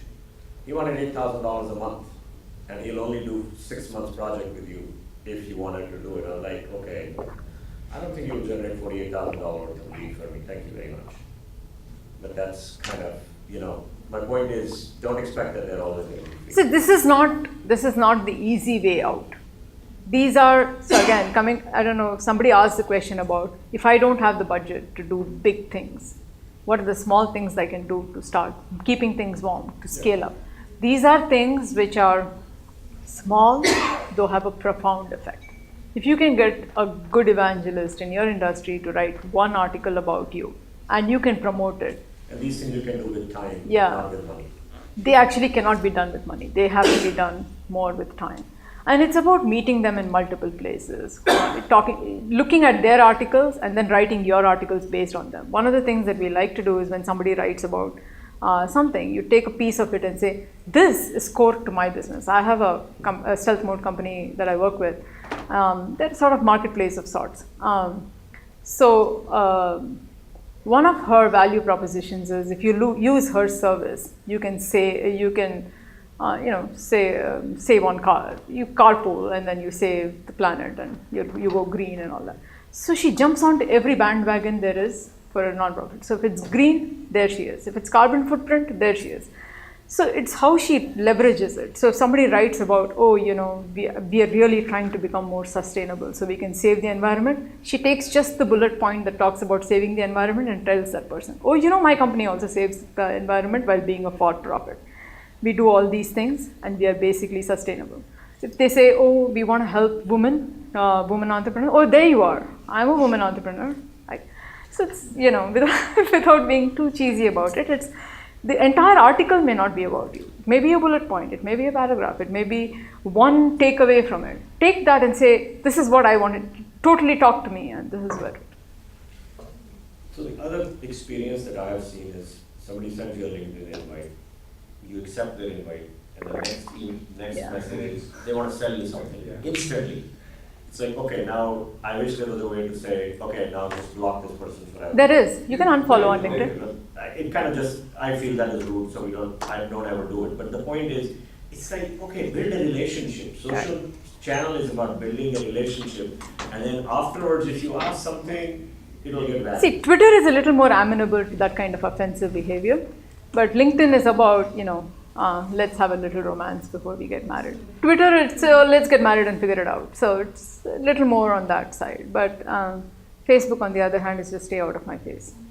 I'm doing my thing. Yeah, you're doing your thing. So it's I think it depends on the channel. So taking on the branding of the channel itself, I think is kind of important too. And then the last aspect of how do you get engagement. So you write this amazing, yeah, I'm sorry. You mentioned about DM. Sorry, I don't know what it is. Direct mail on Twitter. So basically, if you follow somebody on Twitter and they follow you back, you can send them an email on Twitter. Private message, private. Not very popular, but then a lot of things on Twitter are not very popular.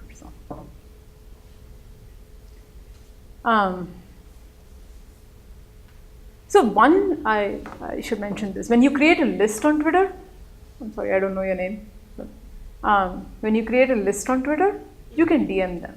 So if you add them to a list, and they know you have added them and they follow you back, then when you DM them, it's not so offensive. So let's say that you have a group of people, product managers for security, if you will, and there's a list that you have created and you title it and make it a public list. They get to know that they've been added to this list by you.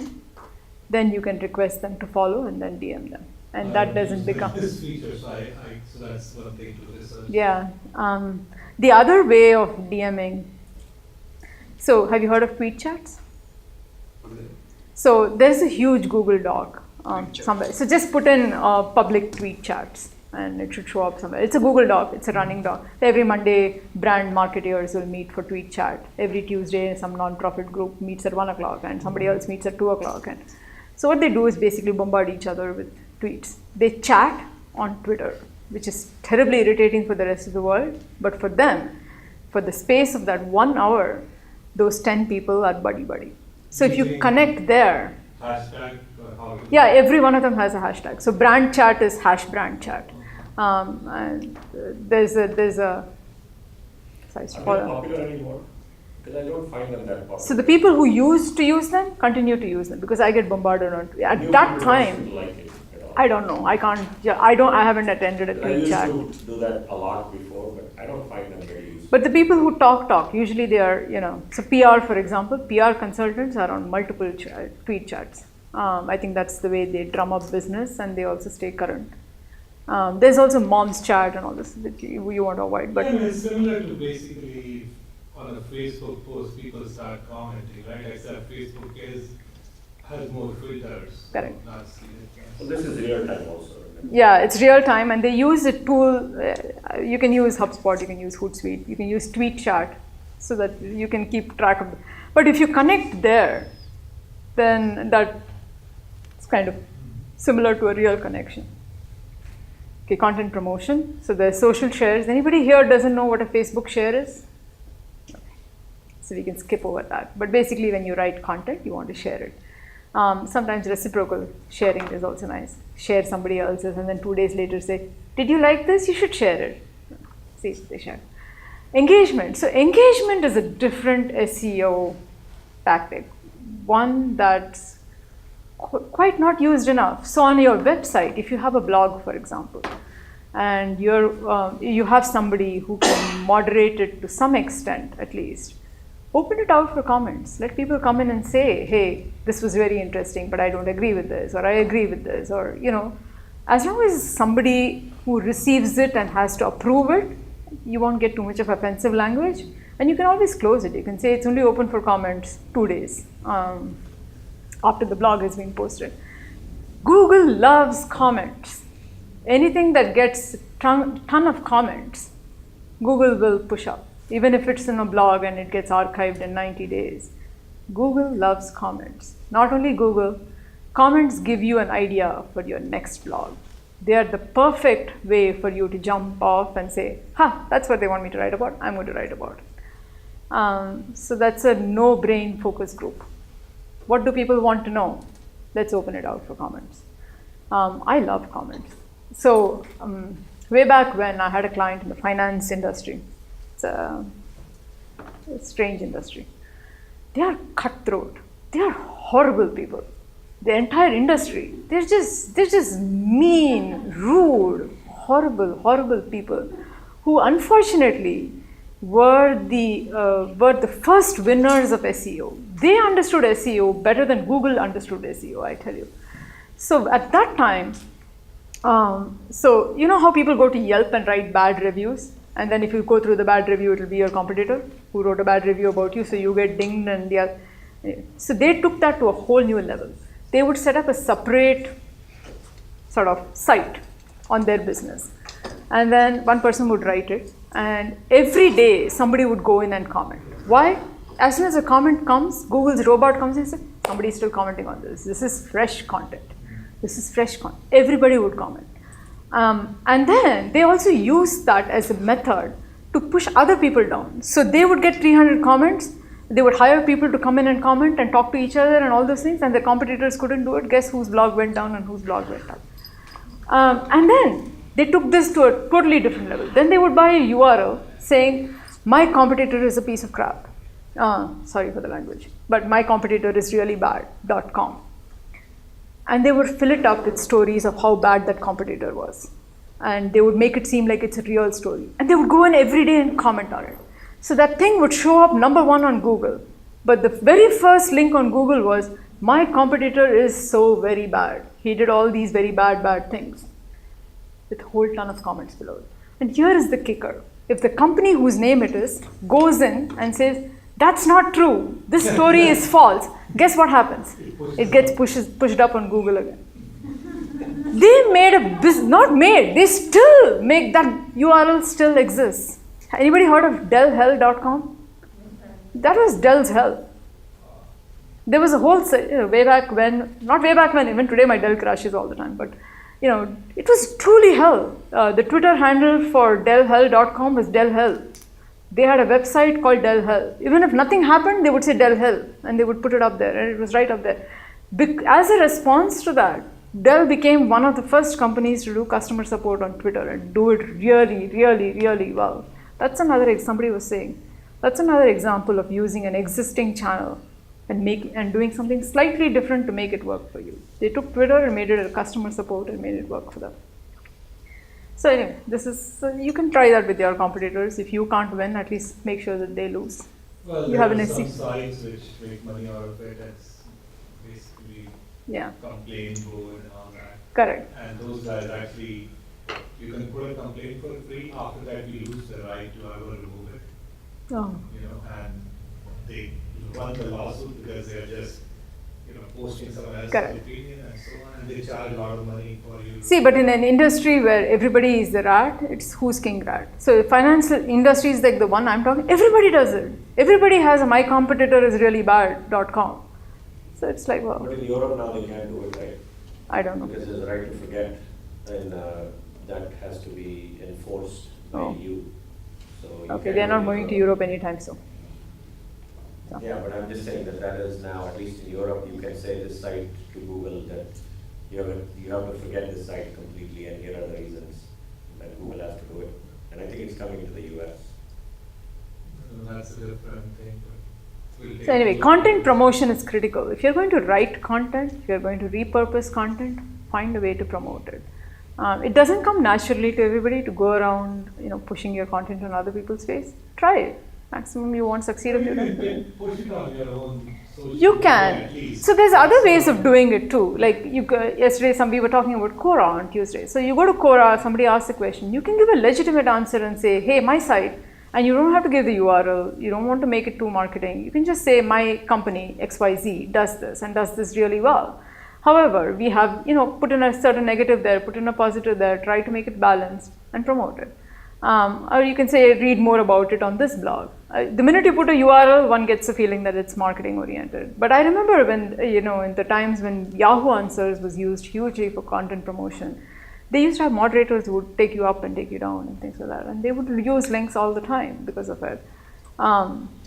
It's also reciprocal. So you can go to a blog that talks very closely about this and say, I've written a blog, you can visit my site. Don't give the actual blog URL, just give the name and let them come to the blog site and hunt for you. Or you can say, search for this on Google and you'll find my blog, and feel free to use it. So there are ways to promote without being in your face. You should just try it. But promotion is almost as important as creation, if not more. So anyway, through SEO, if you get your organic traffic going and you get some engagement going, you should be able to do lead gen. This is the organic way. The caveat for organic lead generation though, sorry, give me 1 second. The caveat for organic lead generation though is it takes time. Organic is not a short-term solution for anybody. It is not something that organic SEO does not do short-term. Content can do short-term. Content promotion can do short-term. But if you want to see a steady stream of lead generation happening through organic, you have to be in for the long haul. And depending on the category that you're on, long haul can mean anywhere from 1.5 years to 5 years. It is truly, truly long haul. It is not a short haul. And it has to be done very systematically. For example, just because you can write content doesn't mean that you generate 100 pieces of content in a month. Google can ding you for that too. They're very well aware that there are content tools that just give them a few things and they just spit out pages in random. Those are neither good pages nor are they very relevant pages. So we usually cap it. We say even for the sites that require extreme content, do not write more than 20 pages a month. The exceptions are the news sites, the blog sites, the sites that are built for content, that's the exception. Mashable will write 1,000 pages a day. I'm not talking about them. For corporate sites, limit your SEO related content, which is blogs, which is any form of resources, any form of things that are done over and above the purpose of a basic website. Do not write extreme amounts of content. You will get dinged for it. Some tips here. So some really quick tips. When next to I want my site to be #1 ranked on Google, the next thing, that big problem that we face beyond technical SEO, sites are not made responsive. Today, your website is seen more on a phone, more on a tablet than it is on a desktop. Even for B2B clients, even for high-tech products, even if your product is extremely complex, you are viewed more on a mobile device. Make your site responsive. It's a very easy thing to do. All CMSs do it automatically now. It is not a big song and dance like it was a few years back. Just make it. So what are some simple tips for early stage companies? Page load time. We found out late last month that page load time is now becoming the #1 quality score factor, both on paid and on SEO. The faster your site loads, the better the chances that you will rank higher. Every millisecond makes a difference. Do it. Remove the heavy images, or what's that tool on WordPress that there are tools. I think that's WP Smush, but there's one better than that. It's a plugin. Put it in there, make your image, bring your image size down, put it in if you need to use a lot of images. So fix your page load time. I think the one other thing that I see most people do is it's like just getting cheap to the extreme because it doesn't help in the end.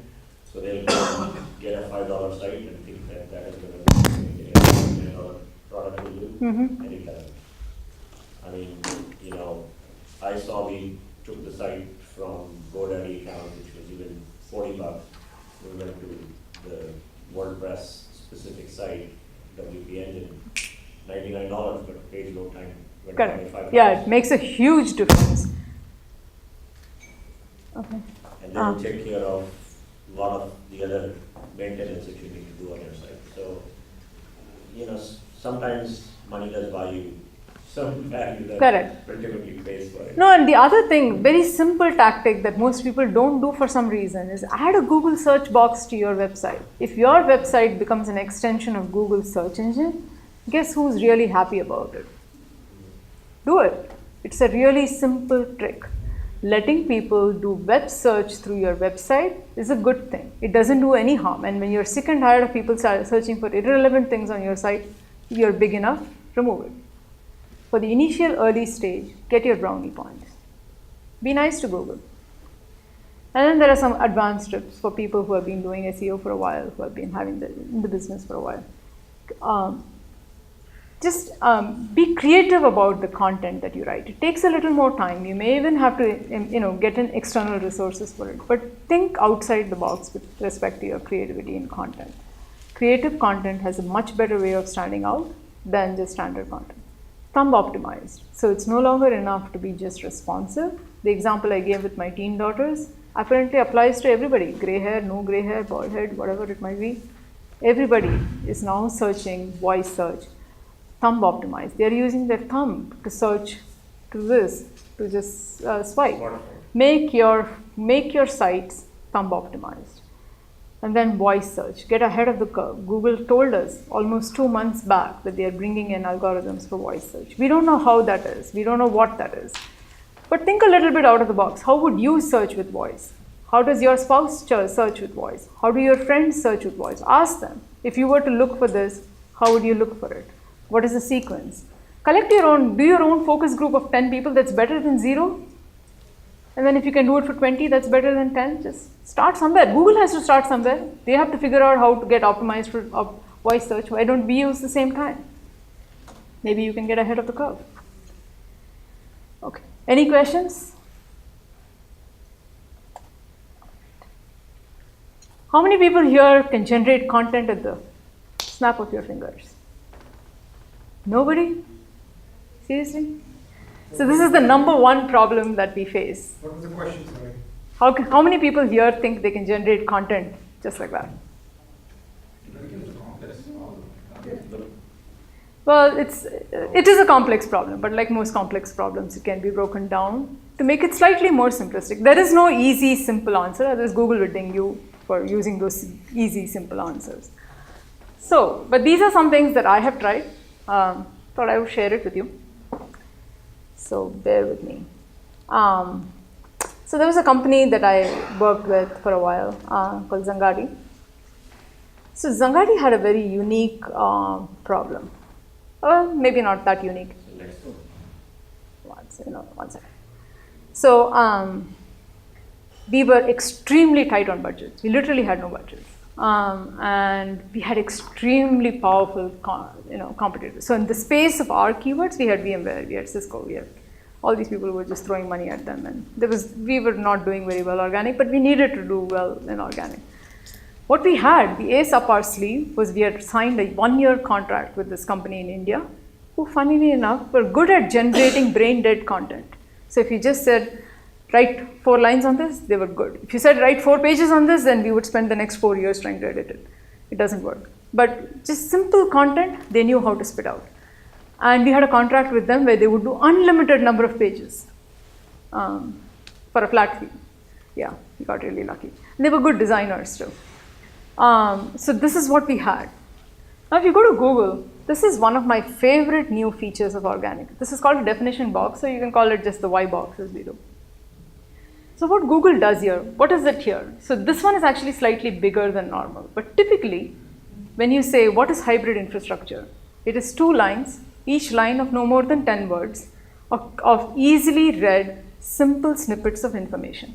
It usually comes with a much more attractive picture, but we'll ignore the guy for now. It gives you a beautiful link, puts you snap on top of the organic listings, and creates your brand. So it is the number 1 organic listing. It's a definition box, it has an image, and it has a definition to it. So we said, here's what we are going to do. We don't have an FAQ page. So we are going to create an FAQ section for Zangadi. In a span of about, I'm going to say 1.5 months or so, these were the pages that we created. How many are there? 91. See, FAQs don't hit that. By definition, you need to create more and more FAQ pages. Google's not going to ding you for it. It's a definition page. You have a complex product that people need to understand the words for. It expects that if you have an FAQ section, you're going to have 200 pages coming out, every day. I have a team that knows how to write 4 lines without too many. And editing 4 lines, truthfully, is not that hard. So it's okay. They're good designers. So what did we do? We gave them a set of words and said, every month, you're going to write on some of these words. And then we on the FAQ page, we added a search keywords. So Google's happy. And then, now let's go to hybrid infrastructure. So what's the structure of this page? The page has a nice, cool... Sorry, the search keywords, so I understand. Is it only for your own site? Or yeah, we put it only for our own site. We didn't put the Google search. We are not a small company anymore. Or at that time, we were not a small company. So there's the nice looking diagram. Don't you guys like the diagram? Have you ever seen hybrid infrastructure look this cool? And then look at that. Hybrid infrastructure, nicely defined in one sentence of 15 words. All simple, plain English. And then just so, because we are an SEO company, for some of the pages, the dudes went on to write a few paragraphs. This wasn't true for all the pages, by the way. Hybrid infrastructure got special treatment. The other pages just got those 4 lines and maybe 2 lines after that. And then, watch. There's a thumbs up and a thumbs down. Suddenly we are even more happy. People can interact with the page. And then you can also, we actually had a comment box. It's gone now. This page itself is actually robot no follow. Zangari got bought. Then we added some other features. You can now search for keywords from each of these pages. And look at that featured. We put in an algorithm which regularly just turns things around. Oh, most watched, most seen, most whatever. And then there was a recently seen. And then socialize with us. And actually there was one more thing below there which said cloud tags. These are the things that we have covered. So it's a living, breathing page that hopefully gets significant interactions. It has a definition box that's been created just for that space. And we did this for 93 keywords. And a couple of them actually got picked up by Google. Right now there's robot no follow, so all of those are gone. But this, so we put in a template. What were the steps that we followed, right? So we put in a template. We said these are the pieces we want. What are the resources we have? They can fill it in.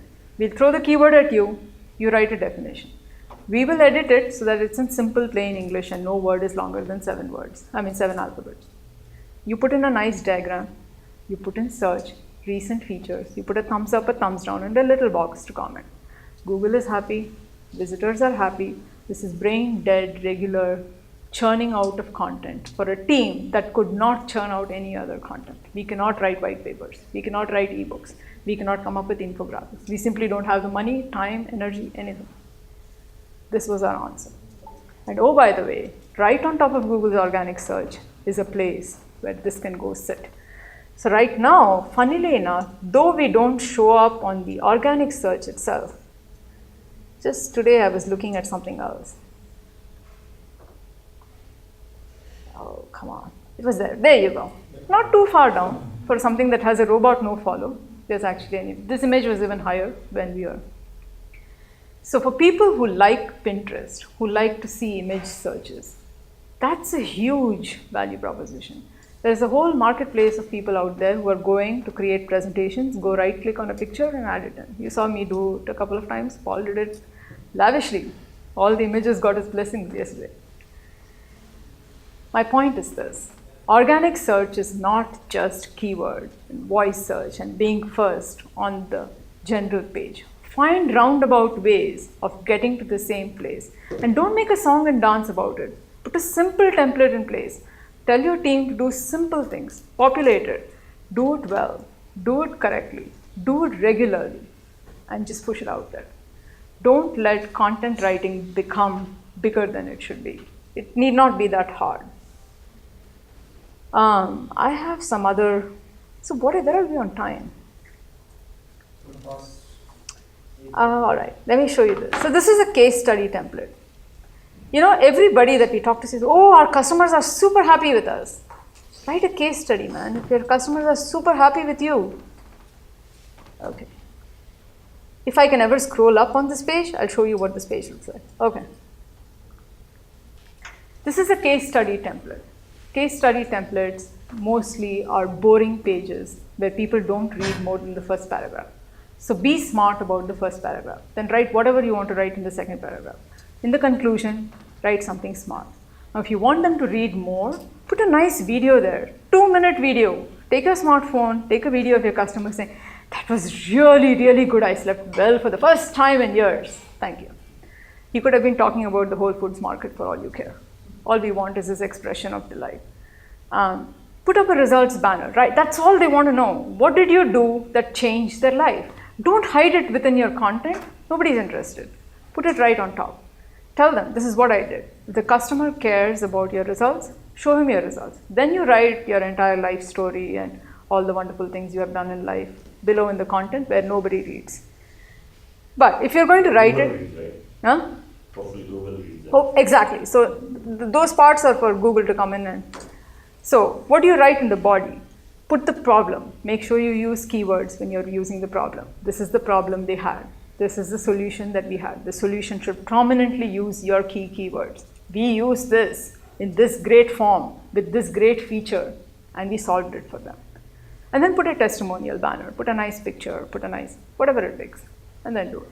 That's all there is to a case study template. So when you ask people, it takes us 6 months to generate a case study.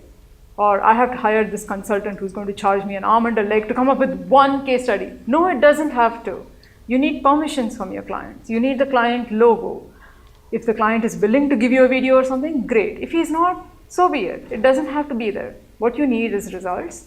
What you need is a story that's populated with keywords and done seamlessly. If you have amazing customers who think you're God's gift to humanity, for God's sake, create a simple case study template, populate it, and throw it up on your website. It has, Google will show it value, your customers will show you value, you will see the value of it. It doesn't have to be very hard. It doesn't have to be as easy as I'm making it out to be, but these are personal experiences. I have done this. Those FAQ pages when we first started was like, oh my God, who will read through all those content that the India team comes up? You know, I have to read through it. So I made it brain dead for them, so I wouldn't have to do that much work. The nice thing about it is people will see the first 3-4 keywords diligently. So I had to make sure the English on them was perfect. After that, up to page 93, nobody sees, not even me. So I never even bothered to edit it. Just went in. You know, when you have time, you can go back. Google anyway takes forever to start indexing these things and putting them up. So you have a good 2-week lead time since you put it up on the website to sit down, edit it, clean it up. Do it. Make it easy on yourself. Okay, where am I? Okay, did I solve your problems with content? Did I tell you how you can get your leads through organic? Mr. Facebook. My leads through organic, yes. Yeah. Okay. All right.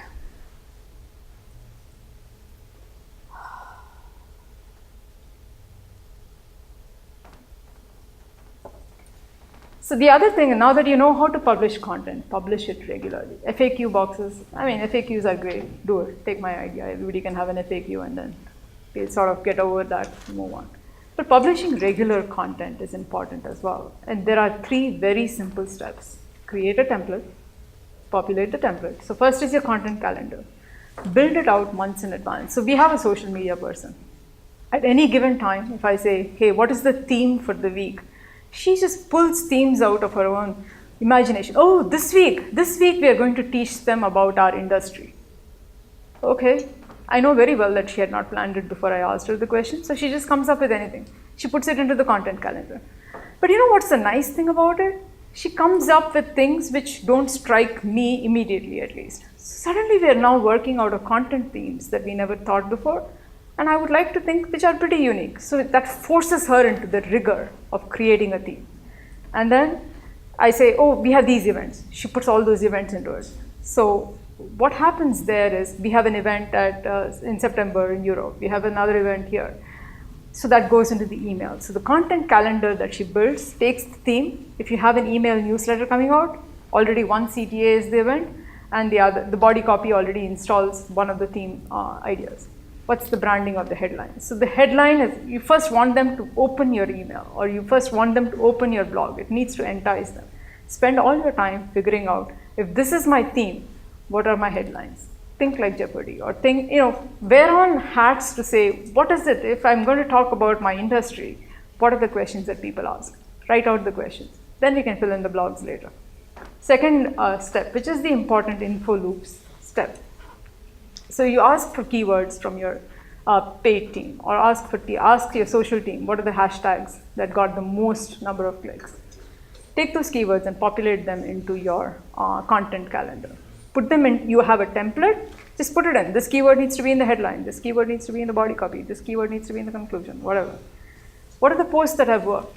Posts from your competitors, or not competitors, but posts that from others that you have spread, that people watched. Write down the list of all those things. Then close your eyes and say, okay, that's a good one. and put that in. What's the tone? So what do you want to be? But if the theme is basics about my industry, then you want to be the, you want to be the thought leader. You want to be the one that's espousing, that everybody is listening to. However, if it's about how do you change the industry, then you want to be the very, I'm very reluctant, I don't know much, come teach me kind of tone. So you just pick your tone. And then the third step is just to write it. Now that you have a template, you have keywords sitting everywhere. You know what tone you want, you know what headline you want. Write it. Whatever you know, put it into bullet points. Whenever in doubt, use bullet points in your body copy. You don't need more than 3 bullet points to make an entire copy. Remember that. If you write a paragraph, you need 15 lines. If you use bullet points, you need 6 lines. Right there, you have halved your content. Use bullet points.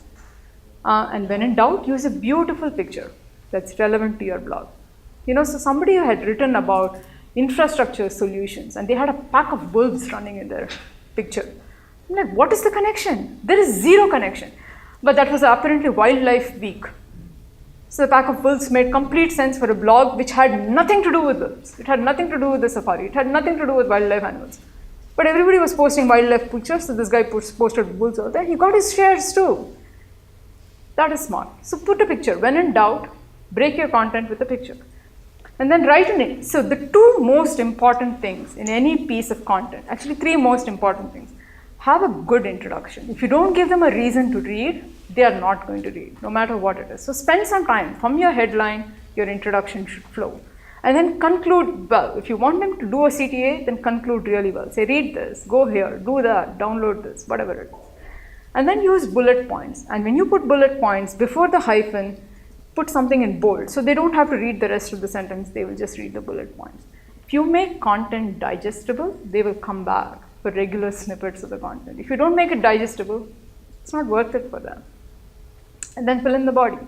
So I know this is making it really simple, but if you make things complex in your head, it's going to be complex on paper. If you make it simple in your head, there's a small chance that it's actually going to be simple on paper. Use templates for everything. Things don't get dramatically different. You don't write a blog today that's 4 pages long and a blog tomorrow that's half a page long. You don't write a blog full of images and then a blog full of bullet points. These are templatized. Just templatize them. Make it more standard. Put it out there. Be nice to yourself. So can you just have the bullet points? I've never seen a blog with just bullet points. You need to have introduction, I think.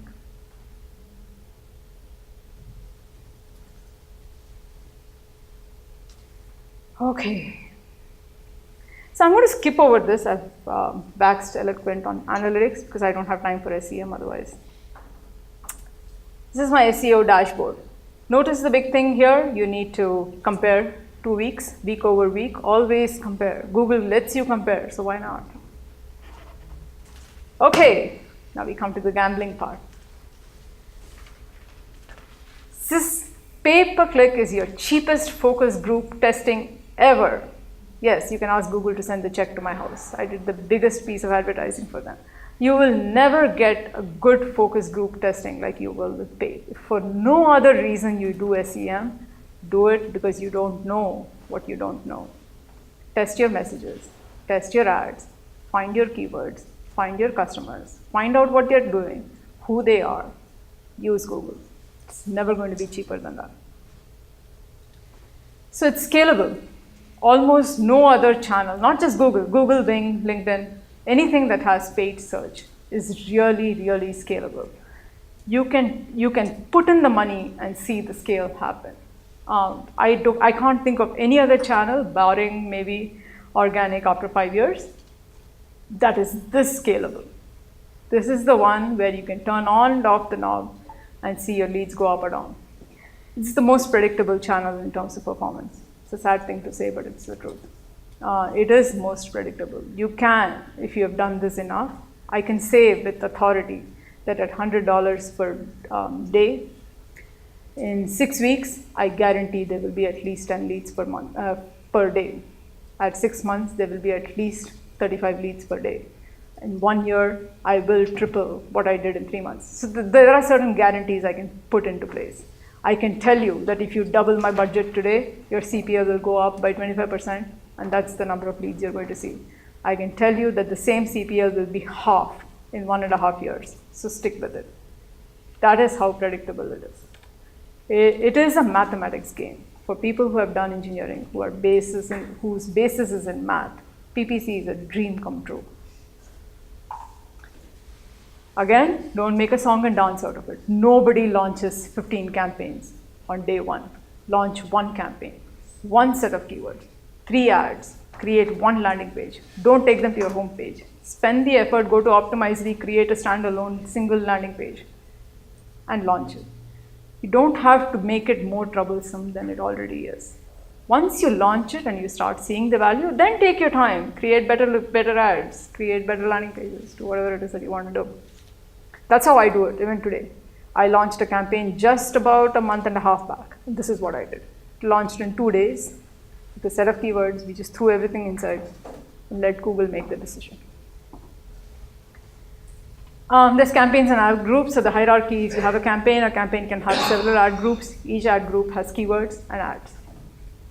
Landing page. So basically, the theory of PPC is this. You have a keyword, green apples. You have an ad, tasty, fantastic, healthy green apples. You have a landing page. Our apples are grown in California orchards, so they kill all the germs that live in California. They are built into your immune, whatever. Buy them. Complete the story. Start with your keyword, tell them why in the ad, and complete your story in the landing page. If they have clicked on your ad, they want to know that story. If they want to know the story, they will fill the form.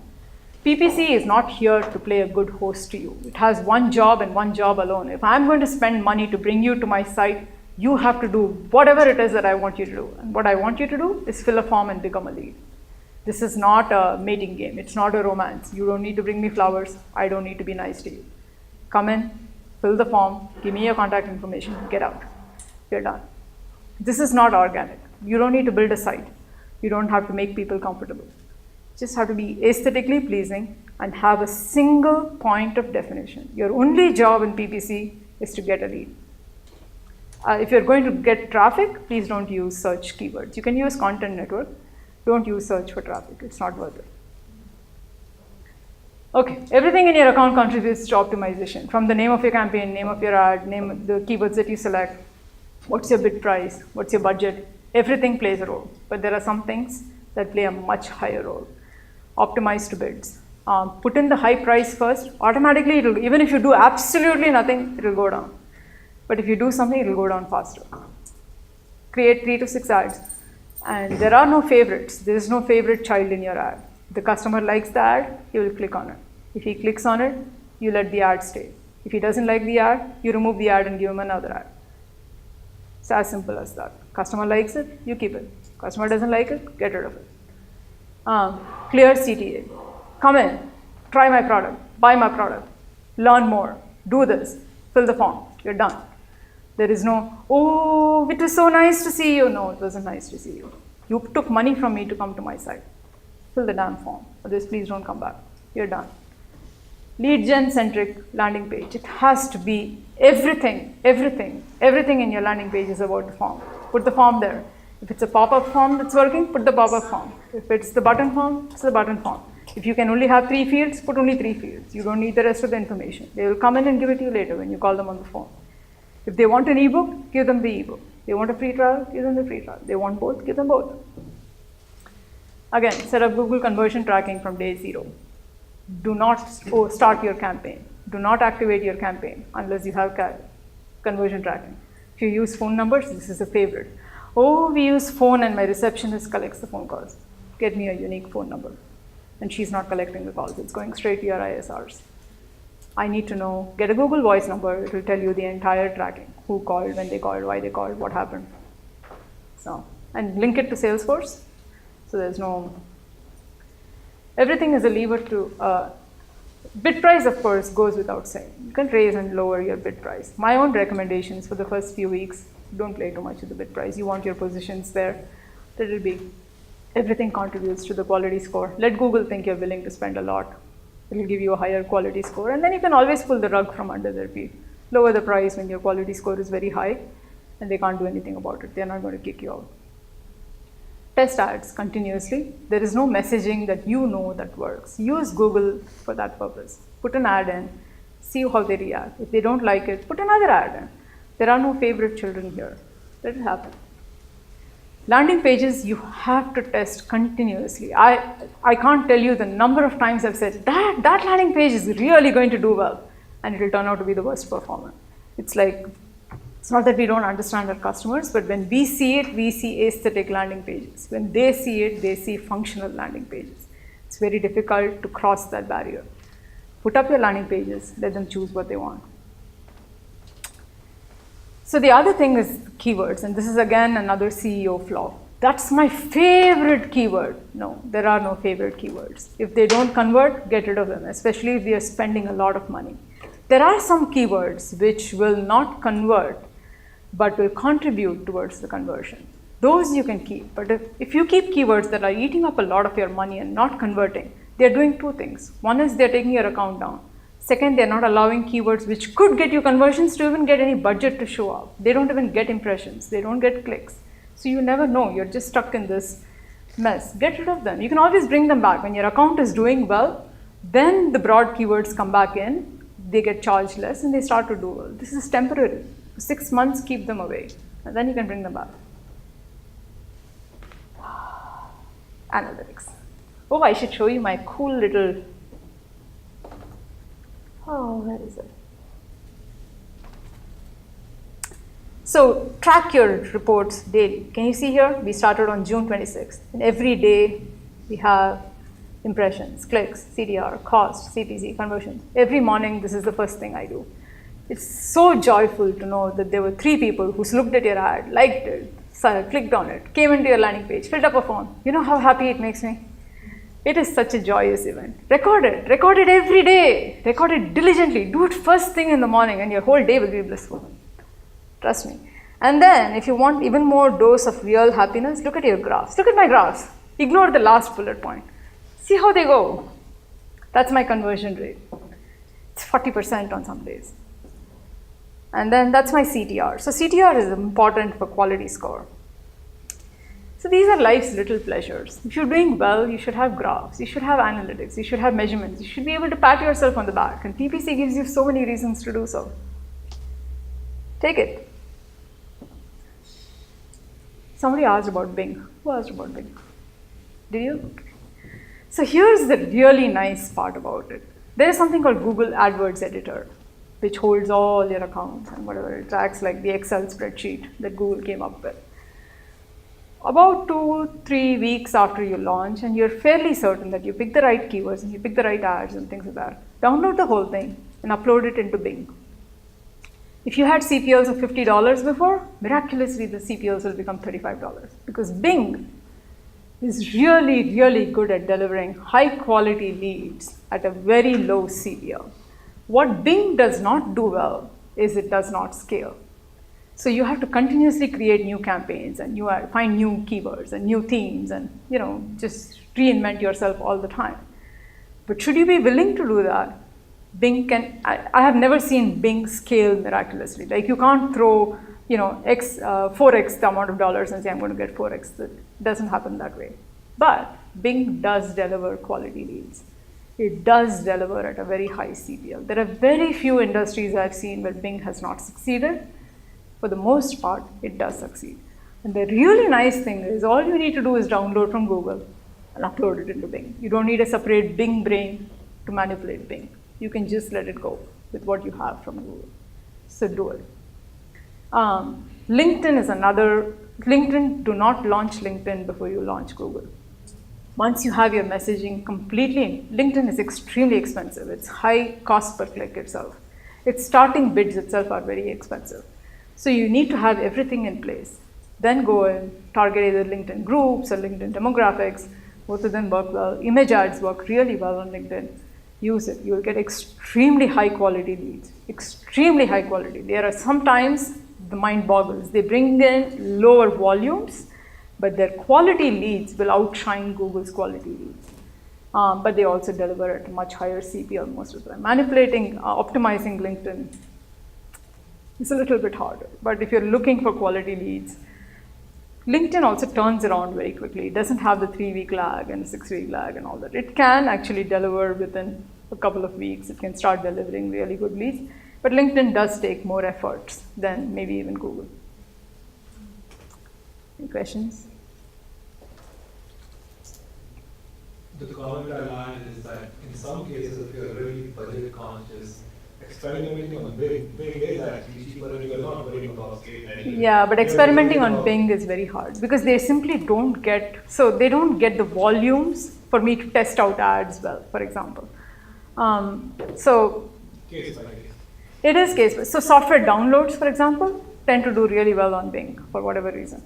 But if you have an actual product or enterprise level product, so yeah, Bing can be a little bit tricky there.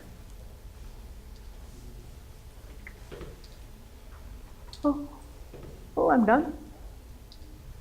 Okay. Yeah.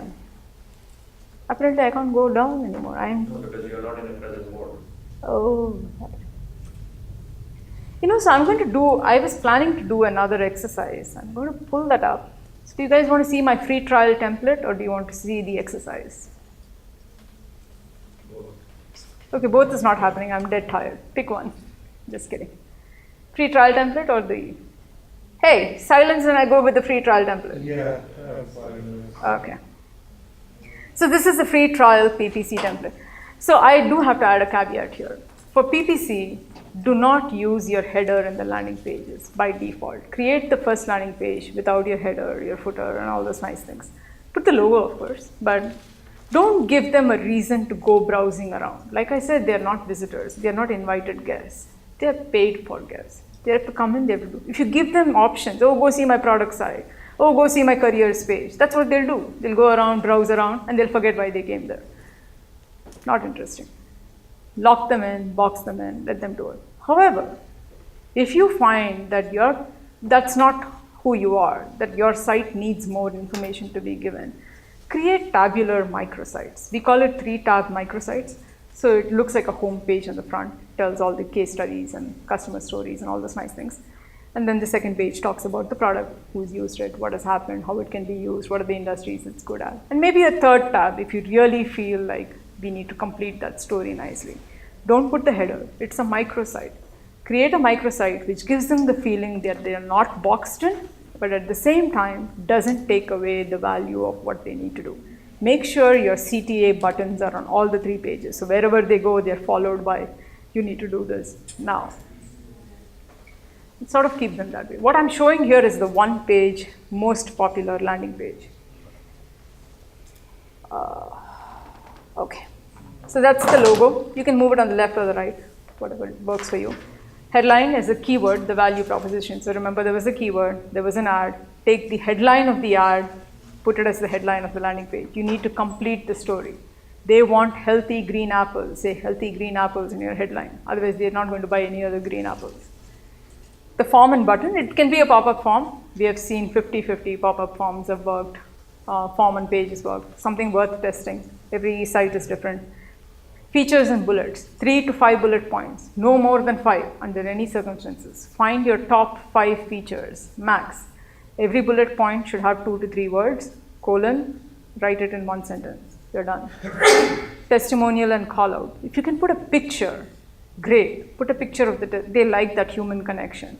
Or write a nice quote, write the name of the person, write the name of the company. These things have a huge value proposition. And then below, write a list of, put a train of your customer logos. Or people who have, if you're in finance companies, for example, people who have said that, we trust you, you're trusty, those kinds of things. Put it in there. If you were quoted on CNN, put that in there. So those are all good places for you to show off a little bit. So that's your 1-page landing page.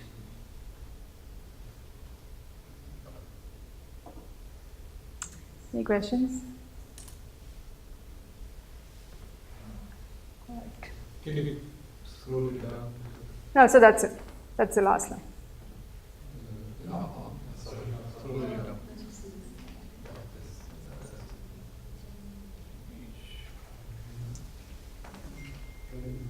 So what would you advise if your government is if you have services.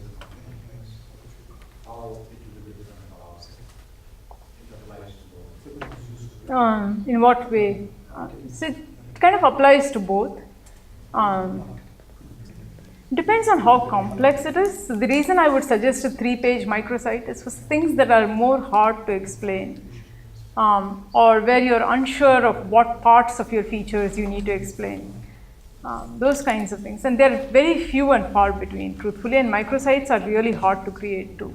So I just wanted to make that point as well. I think the point, just to add to that, is that your CTA for a service company is not download a software or try my software, right? Either you're going to give me some information so you can sucker me in for the next time, or you're just going to do a deal now and say, call me. There's nothing in between, right? Those are the only two options I think you have as a service company. What else are you going to do? You can, ebook or. Well, that's what I'm saying. Either you will give them some content so you get the name, or they give you the name in some other way. So the one unique one that I have seen is where they say, like SEO companies, for example, say we'll give you a free audit, free complete audit of your site, and then you can, or calculator. So come calculate your ROI by using, if it's a services product, calculate your ROI for doing this, and then if you want to know how to achieve it. A lot of marketing companies give you little free software. Yeah. So marketing grader, this, that, all kinds of things. But if you are doing some services in that area, you write a simple piece of software that's a giveaway. Now you got them engaged. Now they're willing to give you the name.